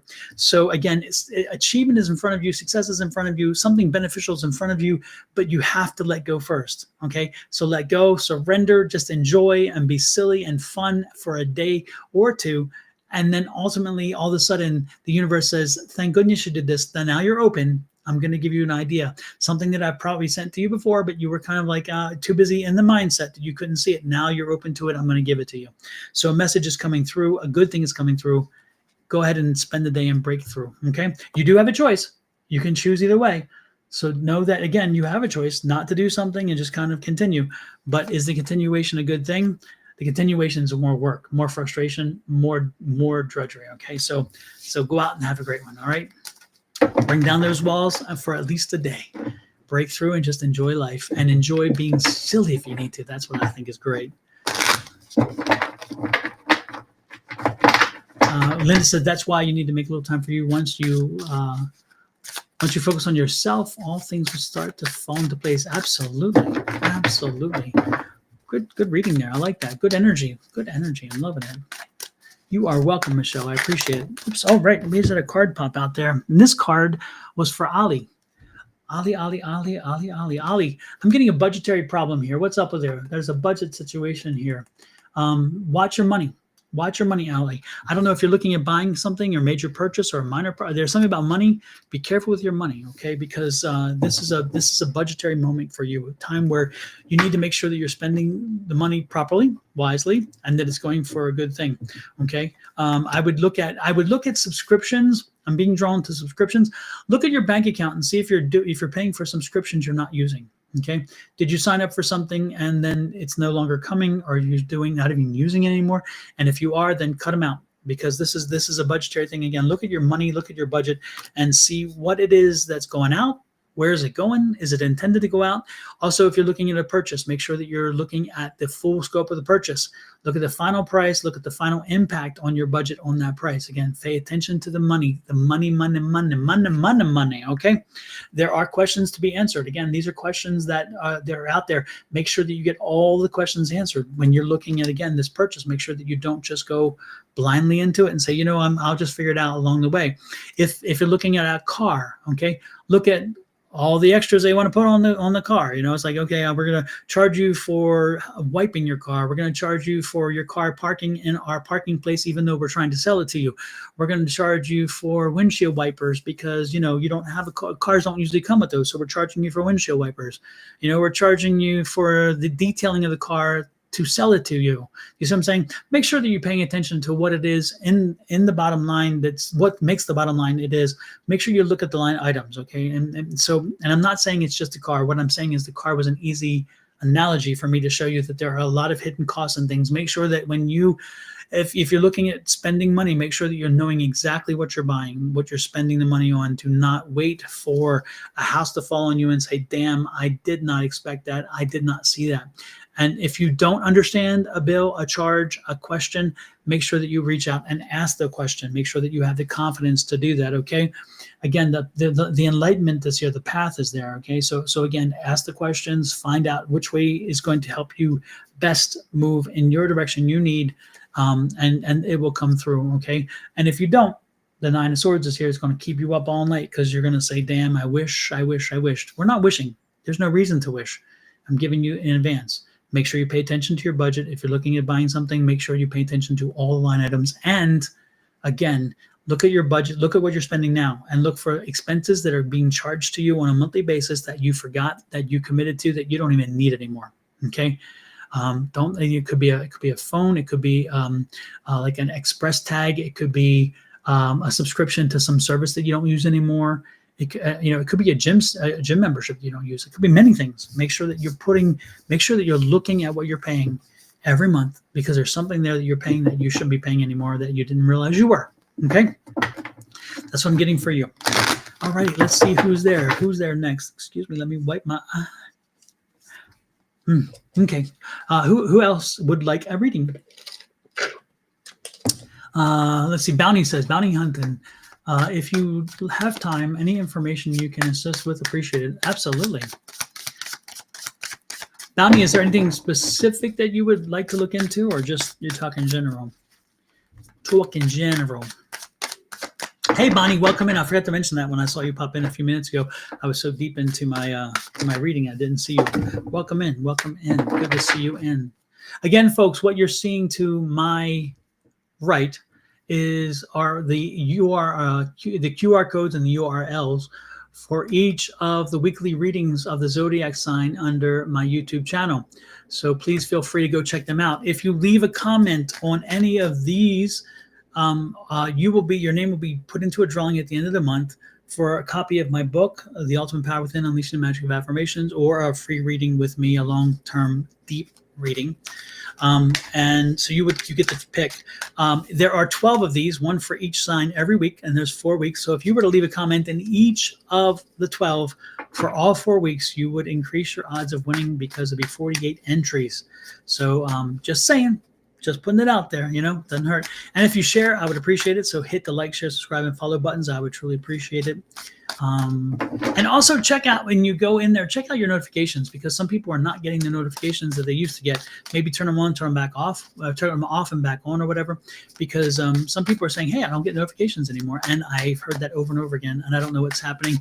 I could have gotten shadow banned for a little while, apparently, because I used a specific word about unaliving yourself when I did a mediumship hit.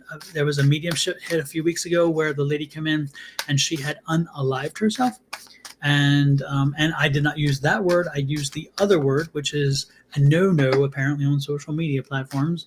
And so all of a sudden my numbers and things started not, and I think I'm being slowly rehabilitated, because I didn't understand that if I'm reading from somebody who's on the other side, I can't use certain words even for them, which I thought was quite unusual, but I won't argue about it. Okay.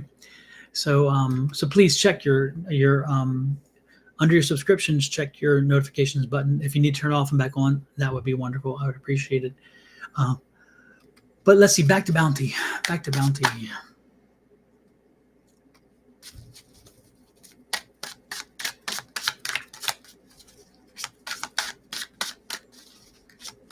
What do we get for bounty?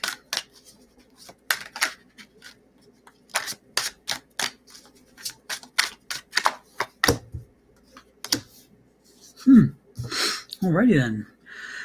Bounty, get ready because bounty's coming your way. I got the Page of Pentacles. I mean the Ace of Pentacles, right? And I love that Ace of Pentacles.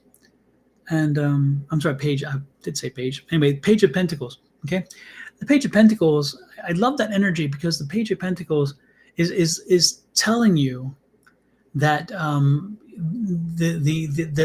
for me, this energy for you in this regard is that there is a path being lit for you. Okay, being lit for you, not lit for you. A path is being highlighted, and it's opening up for you. Okay, so news is coming in, information is coming in. It's going to be opening up this path for you, and this is a path of abundance, a path of happiness and joy, but also maybe a little bit of money. So I don't know if you were looking for a job or you're looking for a breakout for a revenue source, so like an extra hobby or maybe even a side hustle or something. But whatever it is, don't be surprised if the pathway opens up for you, and it's happening this happening within the next few days, if not the next week. Okay, so there's a route opening up for you, a way forward. Okay, the other thing that I'm picking up with that, I also got the King of Swords with this. And okay, so it's going to be something that's going to challenge you in the sense it's going to make you think differently. It's going to make you think outside the box, but you also have to have confidence. You have to have confidence that you can do this, and not confidence that because you don't have confidence. Your thing isn't so much you don't think you can do it. It's like, I don't know, because I've always been told I can't. And so you need to break out of the I can't because I've been told I can't, and instead get back to you have to have confidence because you can. Okay. And so you have to change your mindset and have the faith that, hey, you know what? Not only can I, but I will, and I'll take it. I'll hit it out of the park. I am amazing at what I do. So let's work on your confidence. Let's work on your strength and your determination. I love this here because it's telling you to find the balance. And again, the balance is being, again, knowing that you are comfortable and competent, and also at the same time embracing the fact that the universe needs to see it too. Because you can't just know it and have it in you and then expect everybody to see it. You have to have the balance of like, okay, I do it, I know it, I need to let the world know it. But again, you're not going to be cocky and arrogant. That's not who you are. And that's your fear. It's like, I don't want to be too boasty. I don't want to be too bragging. You're not boasting, you're not bragging. You're speaking fact. You're speaking fact, and you're finding a balance. So, and you instinctively know the balance. So you're good at that. And then we have a Page of Cups. So the Page of Cups is saying you've made the right choices. You've started down the road. You've done a great thing. And by doing this and kicking, by raising the energy up, by raising the notices up and getting people to understand that you're there and that you have ability and you're good. And so then the people are bringing you back the confidence, and then the happiness comes with it. So again, there's a pathway lighting for you. Please pay attention to the pathway. Make sure that you follow the path. Take it to its fullest extent. Go all the way with the path. Make sure you have the confidence to do it, and also the confidence to know you can do it, that you're capable, and then share that confidence with others and say, hey, I can do this. I ain't got no problem doing that. I'm good. And then don't be surprised if as you walk down that road, that balance comes and you're like, wow, this is nice. I like the feeling. I'm liking the energy of this. And then ultimately, again, the happiness follows, because now you're doing what you like to do. And when you like what you're doing, when you love what you're doing to the point where it becomes an avocation, then you don't have to work anymore, because by doing what you like, you're not working. And I love that. And again, you work, but it's not work. It's very different. And whenever you find that, you'll know it. That's what I do every day here. I don't work because I work, because it's such a wonderful thing. So it's my avocation, and therefore I find enjoyment with what I do. All right, then. That's what I got for you, Bounty. I appreciate that. I appreciate you popping in. Who might next like a reading? Please let me know.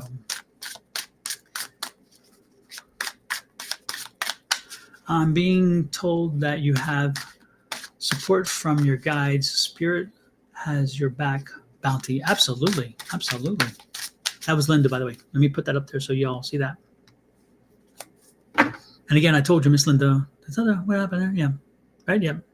Yeah, as I told you, Miss Linda and her whole family have the gifts, and so I love when she adds to the readings. She always brings a great energy. It's not a dream, Bounty. Use your words. Make sure that it's a coming reality. It's a reality. Bring yourself through affirmations to the point where you have achieved what it is you wanted. So tell the world that you have. Make sure that you put out to the world. Make sure that you are rocking it. Okay, because when you put it out to the world, then the world hears you. Okay. Harley, yes, Harley, you please. I will do you. What is it you would like to know, Harley? Is it general or specific? Go ahead and hit me, Dawn, says Bonnie. Hit me with your best shot. Is that what you're saying, Bonnie? Are you doing a Pat Benatar? Hit me with your best shot. Fire away. God, that was a really bad note there, wasn't it? Oh, my goodness. Chrissy, I will give you a reading after I do Harley and after I do Bonnie on Calling Angels. Remind me, Chrissy, because if I forget, then and it does happen. Good Lord, it happens. So again, remind me, Chrissy, after Harley and after Bonnie. All right. So again, Harley, what is it specifically you'd like to know? Thank you, Bonnie. The bunch of you are helping. Again, Harley, let me know what it is that you'd like to know. A general one. Y'all, we're making me work. You're making me work today. You're not even giving me a direction. What the heck? Okay. All right. I can do it. I can do it. I am the great Donald, the Don. I am the Don. Oh my goodness. Let's see. Oh, let me change the thing, by the way, into the next. There we go. There we go. The next one. Harley, let's see.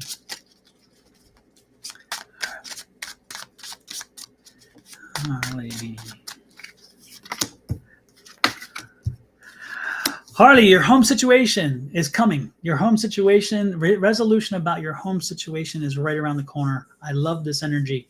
And this is a happy, celebratory energy. So again, good news about the home situation. It's going to be changing and to a permanent situation that is going to be very healthy for you.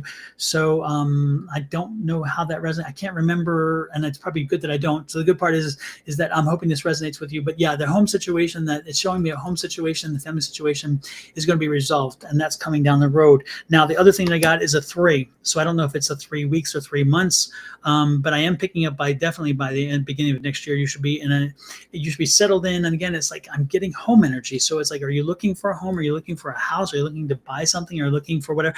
I'm getting you settled into a new location, a new house, a new property. So I don't know if you're looking to move, but I'm getting this, and it's going to again in 3. So I don't know if it's 3 weeks or 3 months. It's definitely not 3 years. These are all low cards. I'm getting a 4, and a 3. So again, it's very low cards. It could be days or it could be weeks. I don't know which, but the most important thing is know that there is a new, the home situation is going to be resolved. It's part of it is, and it's interesting because somebody is helping you find the resolution to the home situation. So again, if this is a situation with a property or a rent or whatever, then a realtor is there. The right realtor is finally involved. But the right realtor is coming. It's not involved. If you're looking for a realtor, you haven't found the right one yet. That's what this is telling me. You have not found the right one. You need to keep looking. You'll find the right realtor. If you're looking for a program, if there's a government situation or a situation with a contract or a benefit or a grant or something, that is coming. But again, you've got to make sure that you're engaged and you're let me take this off, by the way, too.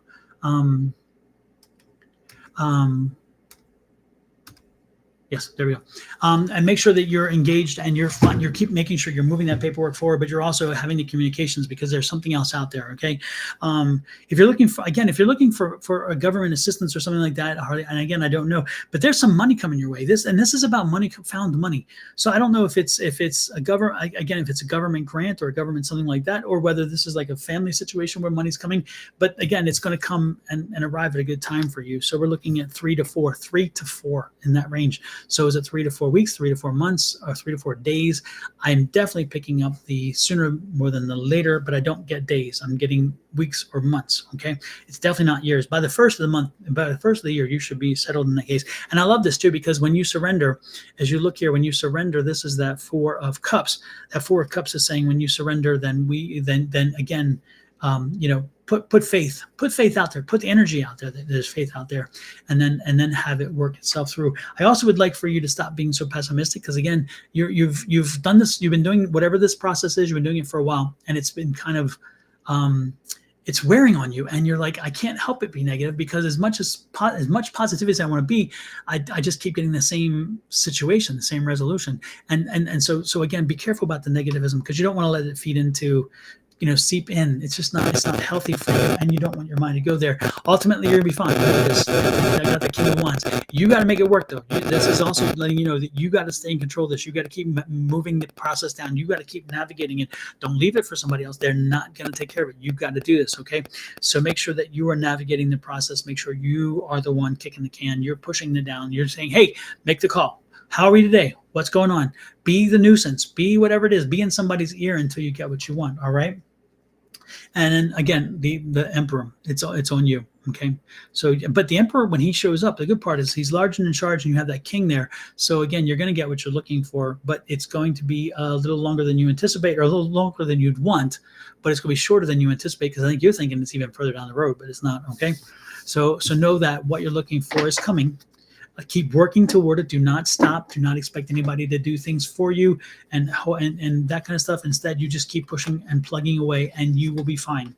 And this will resolve itself. Again, I'm getting 3 to 4. So I'm looking at 3 to 4 weeks or 3 to 4 months. I'm looking, the 4s come out. So do me a favor, Harley, to go on the internet and just do a search, angel number 44, not angel number 4, angel number 44. Okay, because I'm being drawn to that number, and I'm not exactly sure what the number means, but yeah, check it out. Okay, 44. That's part of what you needed to hear in this reading as well. 44. All right.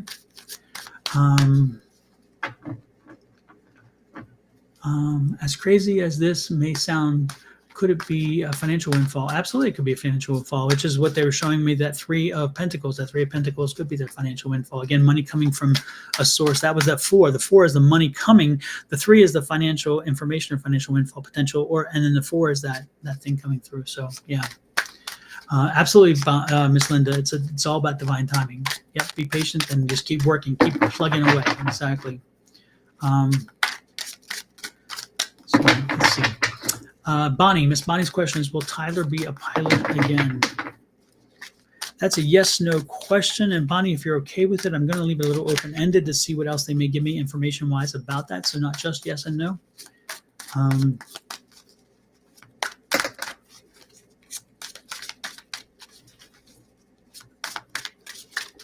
being told to change decks. Sorry. Hold 1 second. We interrupt this program for an unexpected change of deck. I should have been prepared. I haven't had this deck in front of me in a while. And it's interesting because you won't believe it. I have 2 of these decks here on the thing. And even though the one deck was sitting there, I saw it, but I didn't see it. I was drawn to the one in the box. Fascinating. Why would that be?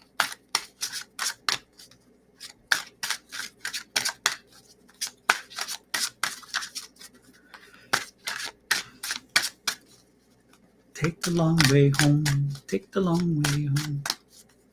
Yeah, long, slow process, definitely. Take the long way home.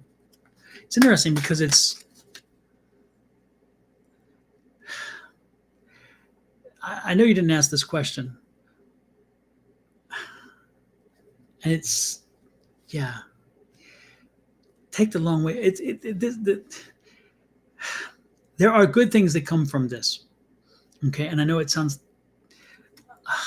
counterintuitive when I say that, but good things come from this because he's finding his way back home. He's finding it's like he needed to be redirected. He needed to be corrected. He needed to be, and he could not be. He could not see it in his mind. He knew what he was on. This kind of, it was a headstrong, and I don't mean to put your son down. He just had that headstrong energy, and this is a wake up call. It was a wake-up call, and it's putting him back on his, it's like back to a long way home. It's like infuriated, and it's like, okay, get back. And I'm wondering if this is again, unfortunately, a 2x4 kind of situation. But there is a result. Again, getting back is is one of the things that is going to be good from this. Okay. And it's interesting because as soon as I got that came through, and I'm like, and he will soar, and he will soar. And so I'm like, again, it was like this energy, whoosh, and then whoosh, and whoosh. So if I were to take those signs as literal, which I do, and in this case specifically, then yeah, absolutely, he's going to be flying again, because it's getting him back on his path. He got back on his path. He needed to be redirected, and yes, he's going to soar.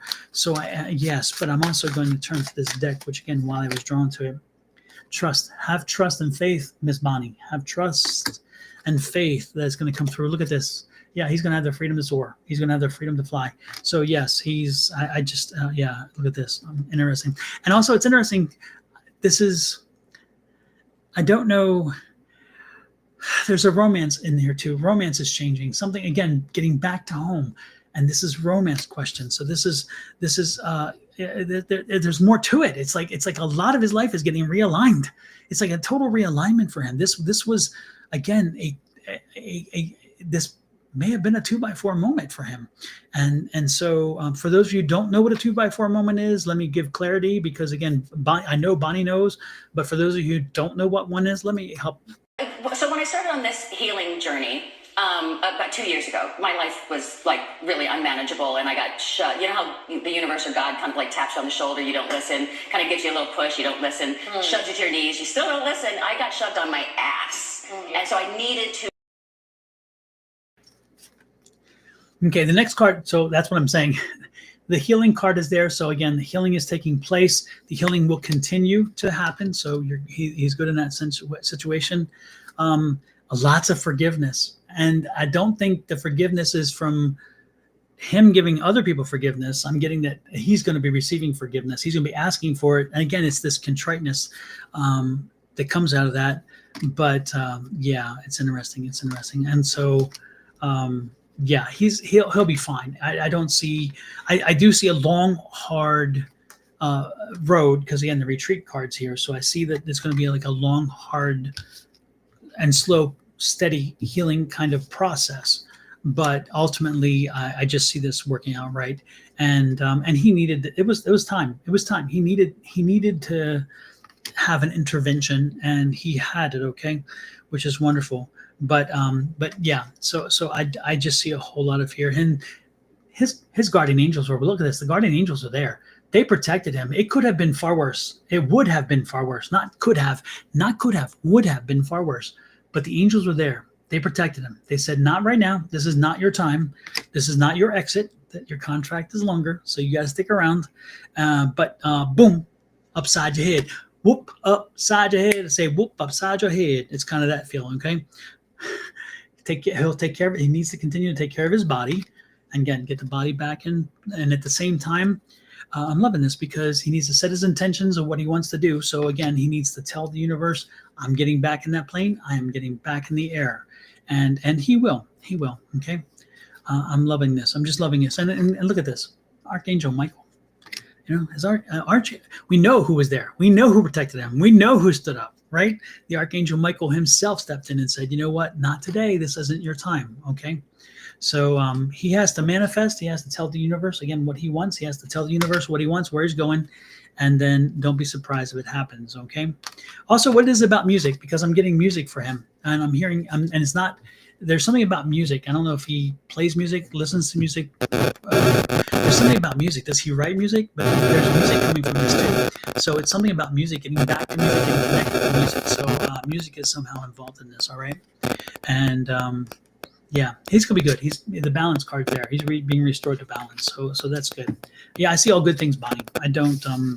And again, I've not paid attention to the quotes. Let me look and see what it is that has been said while I was busy don't want no breaking.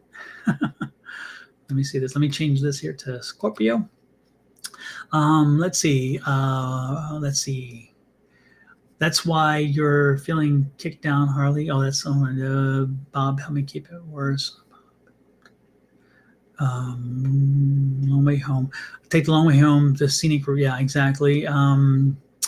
Tower moment. Yeah, kind of like a tower moment. Yeah, exactly. And Bonnie's like, he got it. Yeah. Bob was there. Let's see exactly. He's a musician. That's why the music then. Okay, that made sense because I was getting the musician. So he'll be able to play again. He'll be able to, but he'll have a richness and a more depth in his music because his music will now mean something more. When you have experience like this, he's going to use this. This experience is going to fire him and his music and take them up to a higher level. It's going to fire them up. It's going to be really good for them. Okay, so that's why the music, that made sense to me. Okay, and he's going to find balance in music, which is nice. And of course, Julie says a new perspective, which is nice. And then Bonnie, keep the faith in the universe, says Miss Linda. So yeah, no, I see him flying. I do see him flying. I see definitely a change in perspective in him. I see him kind of returning to home base and understanding and feeling what that's about. And I see the music changing. I see that he is going to sit down and he's going to be writing music, and that written music is going to have so much more meaning than it did before, because, and even when he sings and when he tries to, as he's working on this, he's going to have again, a different kind of positive energy that's going to make his tone richer, his words more meaningful, because he's felt it, and by going through this, it's going to actually, there'll be a benefit. It'll work to his advantage. And that's one of those things. Okay. If you have a chance, Scorpio, by the way, check out my sign. Okay. And by the way, while I pointed that out, I just totally dinged. My mind just was blank earlier. The happy birthday. My birthday is on the 28th, and I think that's this weekend sometime. So I will be turning, actually, I'll be turning 61. So my birthday is this weekend. So I'm going to be playing the happy birthday song for me. Also, Tina Shelton was be turning, her birthday is on the 26th. She often pops in. She'll be having her birthday on the 26th, and her daughter's birthday was yesterday. So again, to those two, also the birthday song. So if you have a birthday this week, next week, or last week, or if I haven't gotten a birthday song done for you when you had your birthday, this one's for you. Happy birthday to ya. Happy birthday. Happy birthday to ya. Happy. All righty then. I remember, it's funny when I watched that video, when you guys watch it, you see just the video for a few seconds, but as I watch these videos, I remember the moments when I searched for different snippets that I wanted to put into that video, and then I had to line it up with my singing. So I recorded my singing, and then I took the same video, and then I lined up the different things I'd found and try to get them so where they work out. So we're happy birthday to you, and the guy points, and that kind of stuff. It's interesting how much work it is, but how fun it was, because I'd seen so many different things that I could put in there. And then I went and took this one out and put that one in, and take this one out and moved it all around. And then I remember when I got that one done, I played it, and not this specific one, but when I got during the process, I played it, and I'm like, oh, that's kind of flat. What am I missing? And then I found the teeth. And I'm like, oh, that's got to be in this, because it just brings the levity to it. The other stuff is kind of fun and also serious, and just kind of like the usual. But the teeth coming out of that thing, and the way that she reacts, and the positivity of, hey, I'm not so damn serious that I can actually laugh at myself. And I thought, I love that energy. And to me, that helps make that video what it is, in my opinion. So you'll often, while it's playing, I'm sitting back here kind of chuckling and laughing, because I'm remembering what it took when I made it and how I did it. And I'm going to play another one for you that has that same kind of energy. And I want you to see it, because this one is another one that took me a long time to put it together, because I needed to find the right kind of energy.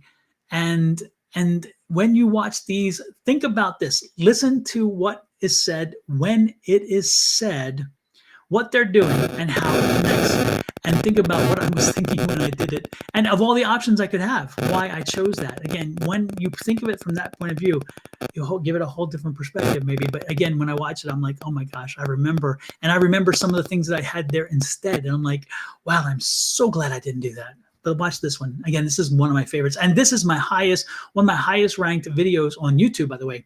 I put this on YouTube, even though it's a very short thing, because I thought it was so damn funny. Here we go. Look at my face. Don't do it. No, don't do it. Angie's voice is unbelievable. That way in which she says what she does is phenomenal. And when it's interesting, when I was putting that together, when I was putting that one together, I actually sat down with Angie. We finished a live stream one night, and I said, Angie, let's stay behind if you don't mind. I'd love to just kind of get some of your sayings, because she used to have all these different sayings while we're talking and so forth. And so we would talk, and I would, I throw things at her, and she would say, oh, I would do this and whatever. And that was one of my favorites, is look at my face. Don't do it. And so I took that down, and so I recorded the entire thing, and then went back, and then I cut the video up. And then when I cut the video up, I had to attach the audio from the video. And so then I could use that audio whenever and however. And so then as I did that, I played parts of it, and I said, what would convey that? What would convey that? And then I went looking for snippets and things that would convey that.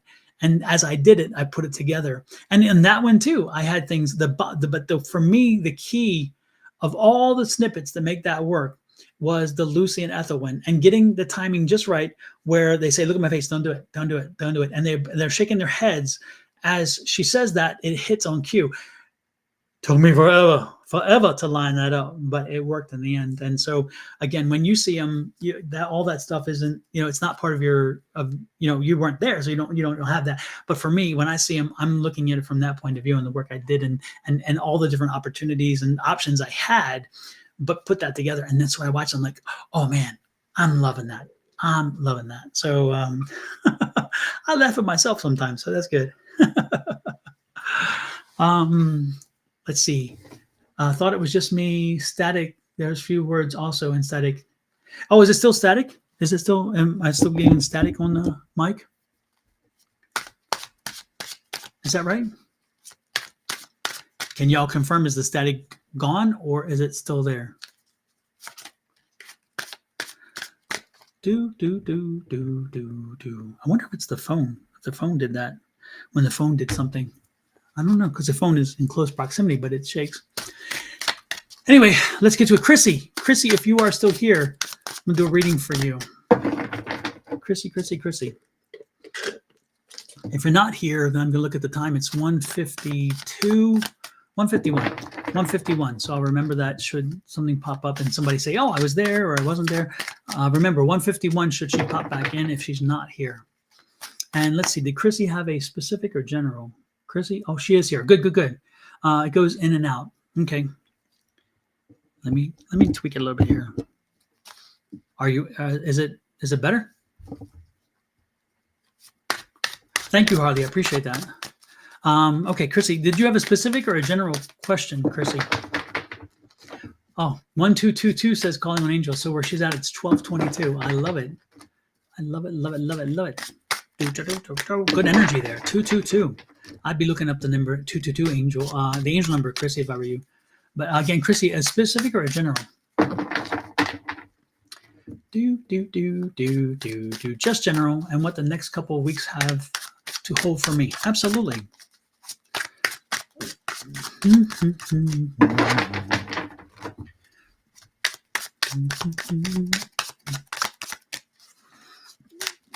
Well, I like the number 123, Harley. That's cool. So 123. Wonderful. East Coast time, I'm guessing. Yeah. Let's see.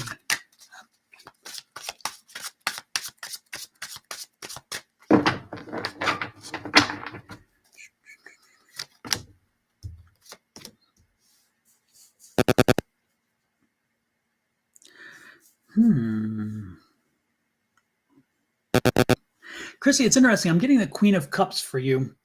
And it's like you're entering a new phase. You're entering a new phase in your life. I just feel this feeling of you waited a while. Okay, I'm in 7. I don't know why 7's a but 7 has a significance. So you waited 7. 7 wasn't part of the wait, or 7 was part of the whatever. But anyway, you waited and you were patient, and you just kind of let things work themselves through, and then eventually you brought about change, and you put work, you worked on something to make change happen.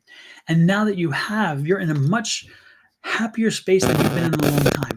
Your cup is full and you are happy, and I'm getting the feeling you're healthy, you're in a good state of mind, but it didn't just happen, okay? And so again, there were things to be done. You had to go through some hurdles. You had to do some stuff, some work. But again, I'm getting the number 7 for this. And so again, 7 is I think it's the phone when the phone does things. So it's maybe close to the microphone. I don't know. So I'm putting it on the floor. Anyway, so I'm picking up the number 7 there, and so again, you're finally breaking free. I just see you're in a good space, and you're headed in a new kind of era. And it's look at this party again. You're celebrating. You're celebrating this new you, this new feeling, this new energy. It's like the song Diana Ross has, "I'm coming out," right? I'm coming out. And you're just kind of finally let a lot of stuff go, and you're dumping the baggage, and you're moving on to a new space, a new you, a new kind of maybe even a new reality, a new way of, and you're actually, for lack of a better word, you're actually, it's been a long time since you've been you. You've always been in the shadow of something else, and now you are you, and you are adjusting to that, and you're liking it, which is wonderful. And you're in your alignment. Your chakras are lined up. You are lined up. You are in alignment with your highest and best good. And you're feeling like you're more productive now too, because again, you're living your whole self, and you're not having to worry about all that's happening around you, because you're like, it's me now, and I can live for me for the first time in a long time. Okay, which is interesting. And again, I see a situation where, again, you left a structure, you walked away from the conformities of life. You do this, you grow up, you get married, you have children, you do this, and you're like, no, I'm breaking that. So you kind of said, no, we're not doing that. That doesn't work for me. And so you again walked away, moved on, moved forward, had some obstacles to get through, but you are definitely in a happier place. You are more fulfilled than you've been in a long time. And again, the happy card is there. And so celebration continues. You are getting ready to face a situation where you're like in a hangman situation. So the hangman situation is where you're faced with something, but you can't make a choice, or you're kind of concerned about the choice you make, or there's too many things playing around that you need to get something. But so know that when this arrives, when you get that energy of I can't make a choice, we need to look toward what works best for you. Not what is best for you emotionally, not what's best for you, whatever it was, what works for you best, what makes best sense, okay? So we're doing logic, we're doing reason, we're doing objective standard. So when you hit that roadblock, and this is going to happen within like 2 to 3 weeks, there's going to be, and it's interesting because this could be days too, because these are very small numbers. So, but there's going to be a choice and a decision to make, and you're just like, I don't know which way to go. And you know what you got to do. So use reason, use logic, and use an objective standard. Make the decision, and then go forward with it. Don't look behind. Let go of any of the guilt or frustration or whatever you feel. You had to make the decision. You made it. You have to make it for you, and you made it. Okay, now this is okay. This card tells me that this was a decision you made just recently. So you had a decision. You needed to make a decision. You made the decision, and the decision. Yeah, okay. You made the decision a few weeks ago, and then you felt bad, or you felt guilty because of the decision you made, because how it impacted other people, but you had to make it for you. And this is important for you on your path for the newness, because it's a step forward, and you made it. And you still carry some of the feeling like, oh, I don't know if people were hurt feelings, whatever. No, drop it. Drop the swords. The hurt feelings that's not important. You just have to let that go, because again, that's carrying negative energy into the new. So whatever it is, whatever this new is, this was the most important thing. You had to do this. It's that next step in progression. Okay, so this made sense. It's the next step. Now you took the next step again, because you went through the transition, you went through the frustration, you went through that, and you came out happier. But again, you came out at a level, but now you then move forward from that, And so you made this choice maybe 2-3 weeks ago. No, this is the 3 to 4 weeks ago. You made this choice. And again, it put a conflict, it conflicted you emotionally. It conflicted you because you're like, I don't know. And I don't want to hurt whatever. But the point is it was the right decision. It was the right decision. And now you're going to enjoy that. So let go of that energy. Let go of that feeling of I may have hurt somebody or let somebody down. No, you didn't. You didn't. You needed to do what you did for you. And again, it's dropping those swords, dropping all those things that kept you paralyzed from making the decision. And instead it helps you to move forward. And look at that, you rose above. So again, right choice, right thing. And in the end, family and friends happy. They're happy for you because you're happy. Okay. They're happy for you because you finally found your place. You finally found your way. You finally are moving forward. So keep your head up, keep your smile on your face, and keep moving forward.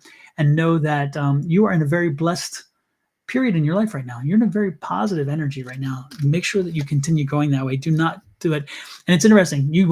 This is crazy. This is a Tower card. So your whole life was in upheaval. I mean, you just went through a considerable upheaval, which makes sense because again, now you've come out of it. You're in a much better place. Your home is different. Your family structure, everything's different. But everybody, it's in a happier space for you. And again, because of the change, but the change was needed. And so again, you may have felt like you made the change. You didn't make the change. Spirit was bringing the change on. You just finally embraced it and said, hey, I'm going for the ride. And so you kind of, again, they pushed you along the way, and it made sense because you rose above. And then ultimately, again, you're in control. It's all about you. Now you are number one in your life. You are number one. You come first, and you are happy that you did. There's nothing about where you are now versus where you were 7-8 months ago. Again, we're going back to this 7-8 months ago. And nothing about that makes you wish you were there. You are glad you're not, and you know you went the right way. Okay. Wow. Interesting. Great energy. I'm loving this. Look at this. It's a new you. This is the new you. You're thinking differently. You're feeling differently. Again, whatever it is that was left behind, whatever it is that was put there, was sent there, whatever it is that you moved from that was keeping you from progressing, keeping you from moving forward, keeping you from growing. Look at this. It changed you. And again, now it's back to you. I love this energy. Wow. I just love it. I mean, just every card I'm turning over is just one more confirmation of that. So know that if you're carrying baggage about, choices you made a while ago, choices you made about 4 weeks ago, even that, it's let it go.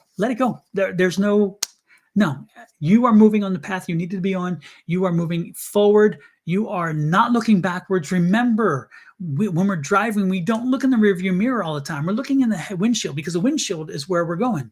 The rearview mirror is where we've been. If we focus on where we've been, we're going to have an accident where we're going. So let's focus on where we are, where we're going, and ignore the rearview mirror. Just look from time to time saying, I remember that, but I'm not that. And you definitely are not that. You have gone beyond that. You have changed. You have metamorphosized into this King of Swords, a king who has embraced change, a king who has embraced newness. Look at this. A king who is like, I'm ready for the new world around me, which is that ace. And then this queen is here. She's like, I was patient. I gave it every chance I could. I made sure that when I made my decision to ultimately make the leap and to leave from that whatever that was, that I was ready and that I had done all I could. And now I'm happy that I did. Okay. So I did the work. I was expected to do, but I can't do that anymore. And now the transition comes through. And again, celebration time. And again, the new you, a new way of thinking, a new way of being. Hold the head up high, smile, and walk forward. You are on a great path. I see good things for you. I see great things for you. Okay. So keep moving forward. Don't look back. Don't look back. All right. Look at my face. Don't do it. Don't do it. Look at my face. Don't do it. To steal. See, Angie does it so much better. Now I got to play hers because I love the way she does it. So let me play it again. Here we go. Look at my face. Don't do it. No, don't do it. How can you watch that and not chuckle and enjoy it? I mean, I just love it. Angie is my muse. Alrighty then, Chrissy, hopefully it helped you. Hopefully it helped you, gave you some insight or whatever. Let me do, Chrissy, I do want to draw one or two more cards Again, I love this development you're going through. I want to know what is in front of you, though, because I think you even asked that question, but God, it was like I needed to give you confirmation of what you've been through, because that's why the cards went that way. Look at this again. I just shuffled. You heard me. You saw me shuffle the deck, and you came out again. And again, you are just in a much better place. You are balanced and just feeling like, oh my gosh, I'm ready for the world. Look at this. You're flying high. Again, the next few weeks, it's going to continue this. You're just going to be in your element, and you're just like, oh my God, I cannot believe it. This is amazing energy. And you know what I like about this is that connection to the feminine, to the be free energy, to let me experience what's next. Okay, Chrissy, don't be surprised if you're going looking for something beyond where you are now. Don't I hate to plant a seed, because I don't mean to do that, but I am given you may be changing careers. You may be changing locations. We're talking, a total metamorphosis. You may be, again, moving on. Yeah. And just letting it all go. I love this, and just, yeah. Wow. Yep. There's just an energy here of just a total, you are free, and I just see this liberation come over you, and it's just like it's taking even more. So I wouldn't be surprised if again, you're looking to maybe even change careers, and maybe change where you're living, location, maybe moving, maybe doing something beyond, maybe something that is, again, I'm talking blowing. You're blowing things up. You're not just shaking things up. You're blowing things up. This is amazing. And if you do, know that it's gonna be fine. You'll be fine. You're good. You're good, which is wonderful. Wow. Man, that was a blast.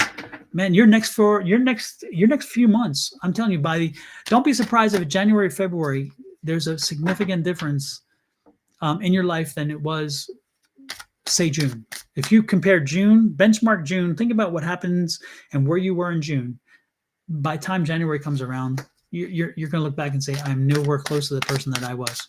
Especially if you look at January to January, I guarantee you're nothing like that person. You'll look at pictures, you'll look at images, you'll look at memories, you'll look at experiences, you'll look at the way you were thinking, the way you were dressing, the way that you were dealing with people, the way in which your structure, your schedules, all these things, they will be different. Miss Linda said, when I first saw Chrissy's name, I picked up on surprise. Absolutely. Yeah. A lot of great energy, positive, wonderful energy. And again, as Chrissy, as you peel back that onion, just so much more positivity comes out. So, you're just, there's so much more to come. Okay. That's what I'm picking up.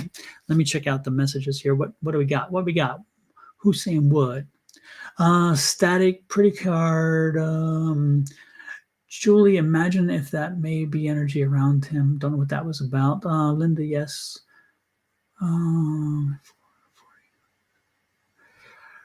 Where am I at? Okay, Chrissy. Oh, Chrissy, thank you. This is amazing. I just bought a house and I'm hoping to close soon. Oh, very good. I'm looking forward to the new change. I was worried about my change affecting my roommate. I am sad to leave. Oh, there you go. That's the one that, again, that was the choice. Yeah, don't worry about that. That's the short term.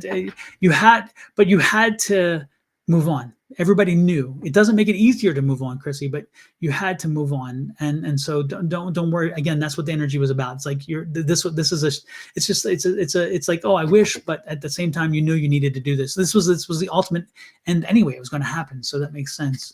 But don't be surprised. Again, yeah, it's like I got the move. I got the energy about the move and the not being. But yeah, you're going to be very different come January than you were last January. I guarantee you're not that same person, not even close to the same person you were last January. Alrighty then. When I first saw, thank you for reading, makes me super. Thank you, Chrissy. I appreciate that too. Harley says, Don, Chrissy just bought a house. Oh yeah, because Harley was helping me because I wasn't reading. I get it. Thank you, Harley. Something in on the near horizon, and you will embrace your choices. Absolutely, says Miss Linda. Yeah, I'm good. Well, super. Man. I'm going to do one or two more readings. I have a little bit of time. I'm going to pop off of these weeklies, and then get back to it. Again, reminding everybody about the book. The book is for sale online still. Remember, when it was first released, it was the It was the number one new selling book on Amazon the first day. Number one on the first day, and I'm always proud to be able to hold that. I even have the screenshot to make sure that I have it, because Amazon doesn't tell you that. You just have to catch it when it happened. And the good part is my son caught it and sent it to me and told me, which I'm very glad. He called, Dad, you're number one, and I'm like, of course I am. He said, no, seriously, you're number one on Amazon. And I'm like, wow, that's crazy. So I still have that as my badge of honor. I need to put that on my computer so it doesn't get away, because it's on my phone, and I need to move it to my computer. And by the way, this is my commercial for the book. Fly me to the moon. Let me play among the... Another one. When I worked on that commercial and made it happen, I just thought it took a while, but I love the way it came together, and I love that music. That music makes that commercial everything that it is, which is wonderful. And then, of course, got to show this one, reminding folks, because, I'm not tooting my own horn, but yeah, I am. Exposing the best tarot readers on YouTube. You won't want to miss this. First up is Minopon Tarot. Chris delivers straightforward and practical weekly and monthly insights with compassion. Next is Star Lourdes Tarot. When she sings her intro, you know you're in for an empowering read. YouTube tarot reading is changing due to the work of Sonoran Mystic Tarot. Don offers live stream individual tarot readings as well as standard weekly zodiac insights. His calm, meditative approach is a standout. Who could forget Baba Jolie, whose readings are long but comprehensive and worth every second? Be sure to check out Kyle of Cups, who combines tarot and astrology for heartfelt, intuitive guidance.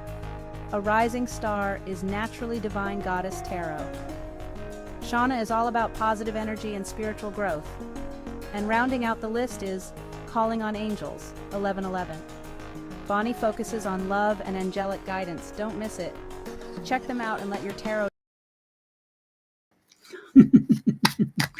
I just had to play it. I haven't played it in a while. So I did play it last night, though. I can't say a while because I played it last night, but I haven't played it in a while before that. So there you go. So there we go. Let me see who else is next. Who else has not had a reading that would like one before we pop out of here? Just let me know. Let me know. And let me know if it's general or specific. It is specific. If it is specific, then please let me know the specific question. Don't just say specific. Okay. Miss Linda, did you ask for a reading? I can't recall. And if you did, I'll give you one. That's for sure. Do fly me to the moon. Let me wait. Alice, yes, Alice, I will do one for you as well. Did you want a general or a specific, Alice?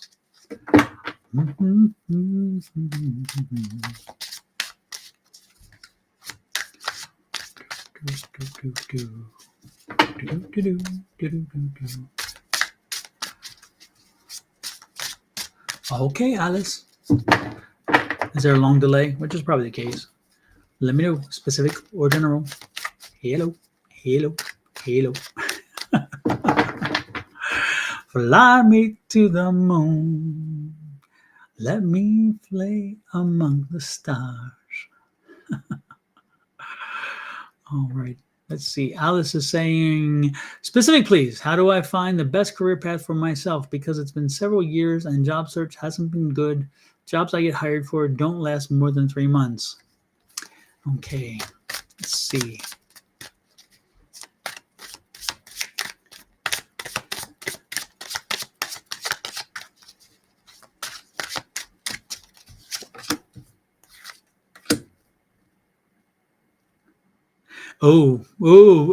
Okay, Alice. Alice, I got some good news. I got some bad news. I would say, which would you prefer? But most people would prefer the good news first. But we're going to do the bad news first, okay? Alice, my dear, you have another few months, okay, before you're even going to get on that path again. You went through a cycle. You went through a 7-year cycle, and you're closing in on the end of the 7-year cycle. And this 7-year cycle was again, it took you for a loop. It really worked you. It plucked your last nerve. Again, things were upside down for you. Things that were settled in your life were unsettled, and so your 7-year cycle is coming to an end. This 7-year problematic cycle is coming to an end, okay? And as this 7-year cyclical situation ends, you're going into a new era of regeneration, Okay. So as you end out this cycle, what I need you to do is not focus. Again, please pay attention to what I'm saying. You need to not focus on what has happened. You need to not focus on all the issues and dramas that come before you. And you need to say, how can I be prepared when the energy shifts? Okay. So don't worry that you haven't found a job. Don't worry that you couldn't keep a job. Don't worry that things what you need to do is not pay attention to that. That's part of a cyclical situation that will come to an end soon. And you're entering again a renewal, a rebirth, a resurgence. And so if you are, and when you are doing that, you need to prepare yourself now to maximize that rebirth, to maximize that new energy. So if you were looking at going back to school, if you were looking at getting retrained, if you're looking at learning something new, if you're looking at getting certifications, this is the time to do it. This is not the time for employment to be sustainable, because it won't. And even if you get a job, it's not going to last you, because again, you're not meant for that. You're meant to be able to take the next step. And that's the problem, is you're not taking steps on your career. You're taking a job. I want a job. I need a job. I need to put food on the table. I get that. I totally get that. But the problem is these jobs are merely jobs. They're not on your path. So I need you to get on your path. I need you to look at what you can and should be doing moving forward. And whatever it is, then take the time and to make sure that you're educated, that you're skilled, that you know what it is and how to do it. If you need certifications, try to get them. If you need some other things, if you need to create things to make them for your portfolio, then create a portfolio. If you need to build your resume, but do it and make sure that you're prepared, so that when time comes and the shift happens, which again is coming soon, because your 7-year cycle is ending and the new one's beginning, make sure that you are prepared and ready to maximize the benefit that comes with that cycle change. Okay. And again, if you wait for it and then you start doing it, then all you do is you delay and you make it harder when you don't have to. And everybody else whose 7-year cycles are ending, they're not going to have that advantage, and you're going to have that advantage. So since you have this new energy coming, again, it's the renewal cycle, because again, you're coming out of the catastrophe. You're coming out of a cycle of drama, a cycle of destruction, a cycle of change, a cycle of turmoil, and you're moving into a cycle of rebirth. And as you move in there, if you are prepared and you have one step in front of the other, then you are going to maximize everything that can come your way in a renewed cycle. So I would be looking at school. I would be looking at online education. If you can't go to a brick and mortar, if you don't have the structure or time or change, I would look for, if you're looking at doing something in the tech industry, you're looking at doing IT type stuff, you're looking doing anything that's intellectual property related, there are many free courses you can take online, some with Google, some with Microsoft, some with the different vendors who are putting a lot of stuff out there because they're trying to build their employee base. And so they're putting all this free content out there that you can take these free classes and these free certificates. So then they can look at your stuff and then hire you if that's the case. So get ready. Get ready for the change. Make sure that you are doing the learning, the training, the certificates, everything else that helps you to get hired, and be prepared. So when the time comes and the shift happens, then you are on top of it. Okay, that's what I would say. I think she says, I really like digital illustration, but jobs here where I live are difficult due to language barrier, Mandarin, Chinese versus English. I'm not the best in reading and writing in Chinese. You know what you did, Alice, right there? Alice, you just kind of sent an excuse. Don't give me no excuses. You don't know me well enough to do that. Don't do that. Don't do it. Look at my face. Don't do it. Alice, don't say you can't or because of this. Tell me why you can. Tell me why you can. Give me, in your mind, you should say, I like digital illustrations, and I am excited about the potential to have to go through a difficult job search to find it. My language can be a barrier, but I'm using it as a benefit. Again, turn it around. Speak it. Look at it. Again, change your perspective. The same limitations might be there, but if you see them as benefits, as options, first of all, Mandarin versus Chinese. I'm not the best in reading and writing Chinese. Guess what you got to do? Learn to read and write Chinese. You have time. What do you have to wait for? Why are you waiting? Why isn't it happening? Make it happen. If you're looking at jobs here are difficult due to language barrier, then do it online. Your limitation is just if you think that your geographic location in this day and age, and you're looking at doing a tech thing like that, is going to be a limitation based on where you live, then again, you haven't done your research to understand that with illustrators and with those kind of things, you can be anywhere and do it. You should be looking into Fiverr. You should get your skills up and then get on Fiverr and then sell your services on Fiverr as an independent contractor where you can take on contracts and obligations. People are going through this, that, and the other. They hire you to do it. There are no limitations. Your limitation is in your head right now when it comes to the digital age and all the digital stuff. The limitation is what you put on it. Okay, so what I would do is strongly suggest is to get yourself trained, get yourself educated, get yourself on top of everything you need to do. Anything you think is a limitation, see it as an opportunity. Is it an obstacle or an opportunity? I would say stop looking at the obstacle and say this is an opportunity. If I don't know Chinese well enough, then it's an opportunity for me to learn it. If I'm living in a difficult situation where I'm in an area that doesn't really have this kind of job, then it tells me I can get online and learn how to reach out in the community and be part of a digital community because I live in the digital world. My job is in the digital world. Therefore, I should be in the digital world. That's where I need to be. You should be on Facebook. You should be looking into groups and Facebook pages that are specific to the group, the industry that you want to be in. You should already be on them. You should already be part of them. You should be looking out in your community and in the community online for meetups online that are doing these meetings about this. You should be looking at associations that are created for this kind of business and then reach out to those associations and become an association member and start having them mentor you. There are no limitations in that you can throw at me that I can't throw back at you and see them as an opportunity and not an obstacle. I promise you, I would drive you. You would be hating me in a conversation because everything you throw at me and says, I can't because, I will throw back and you say, you can because.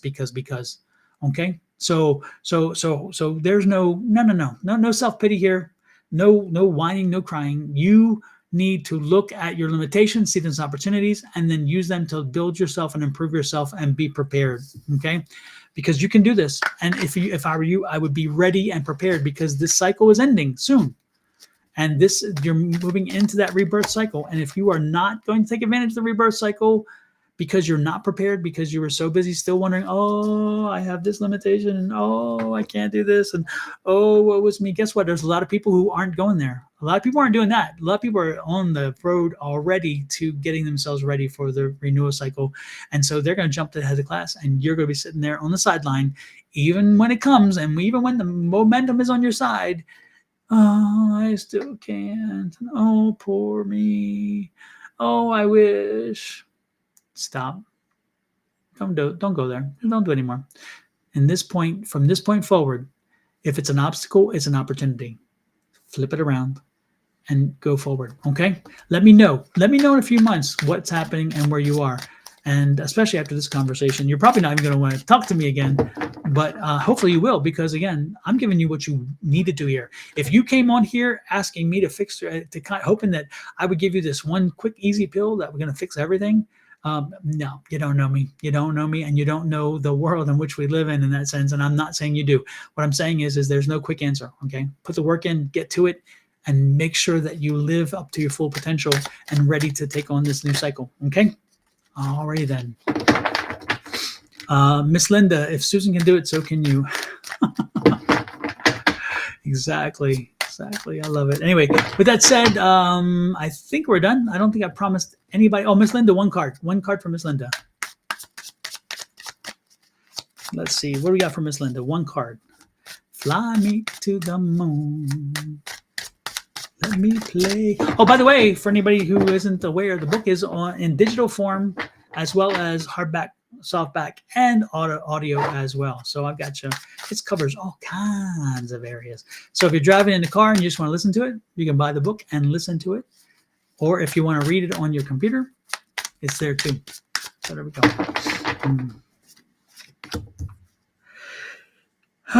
Miss Linda. Can we talk? Miss Linda? Can we talk? I got the pessimism card. Miss Linda. Don't let the negativity slip in. Don't let it slip in, Miss Linda. Let's make sure that we are staying positive, make sure that we are in a good place, and make sure that we are wondering, make sure that we're moving forward. And just because there's some energies around you that's kind of they're gonna try to work their way in there. They're gonna try to, I don't know, kind of try to test your patience. And Miss Linda, you are strong. I know you're strong. You can handle it. Don't let them test your patience. Don't let the energy in, stay focused. Don't let the energy come negative. Okay. Make sure that you're staying positive. Make sure that you're shining your light. Make sure that you are just happy and happy. Yeah, keep things good at home. Keep things good at home by keeping positive. Know that, again, family is important and it's all good. All right. So don't let the negativity slip in. Don't let them bring that negative energy in you. You're in a good place. You're in a very good place. Look at this. And I agree with that, because look at this card. You're in a very good place. So it's just like, hey, don't let them go there. Don't let people do that to you. Don't let them slip in that energy. Don't let them bring you down. Keep that smile, keep that positive energy, keep glowing, keep glowing. I like it very much. Alrighty then. With that said, we're done pretty much at this point. Thank you, everybody, for coming in. Your energy is important because it's what your energy is that helps me to connect to and then give you readings from. And thank you for listening again, being patient, listening to the spirit guides conversation. Again, your spirit guides are important. Make sure you're reaching out and connecting to your spirit guides. Make sure you're communicating with your spirit guides. Make sure you're giving them work. Put them to work. That's what they're there for, and they're willing to do that. Make sure that you are having them help you along the way. You are not alone. No matter how isolated you feel, no matter how alone you feel, no matter how you feel like nobody understands you, your spirit guides do. Talk to them, reach out to them, and let them help you through even your darkest moments. They are your rock, your bedrock, okay? With that said, you'll see me next Wednesday again. My birthday is this weekend, so I plan to party a little bit, and I'll maybe have some stories to share when I get back from having such a great weekend. With that said, I'm sending you love, light, and blessings, and my birthday gift from you is that you go out and you have a great weekend, and that you make this weekend matter. Make a change, make a difference, and put your mark on this universe and this world. Make sure that the world knows you're here and that you have value. Okay, that's your gift to me, is you having an amazing weekend. Okay, and again, make your mark. All right, I'm loving it. With that said, I'm gonna let you guys go. Have a great one. We will see you next Wednesday evening or next Thursday morning, depending on which one you may pop in on. With that said, I'm gonna play the same music that I come in with and I'm going out with. Have a great one. Bye.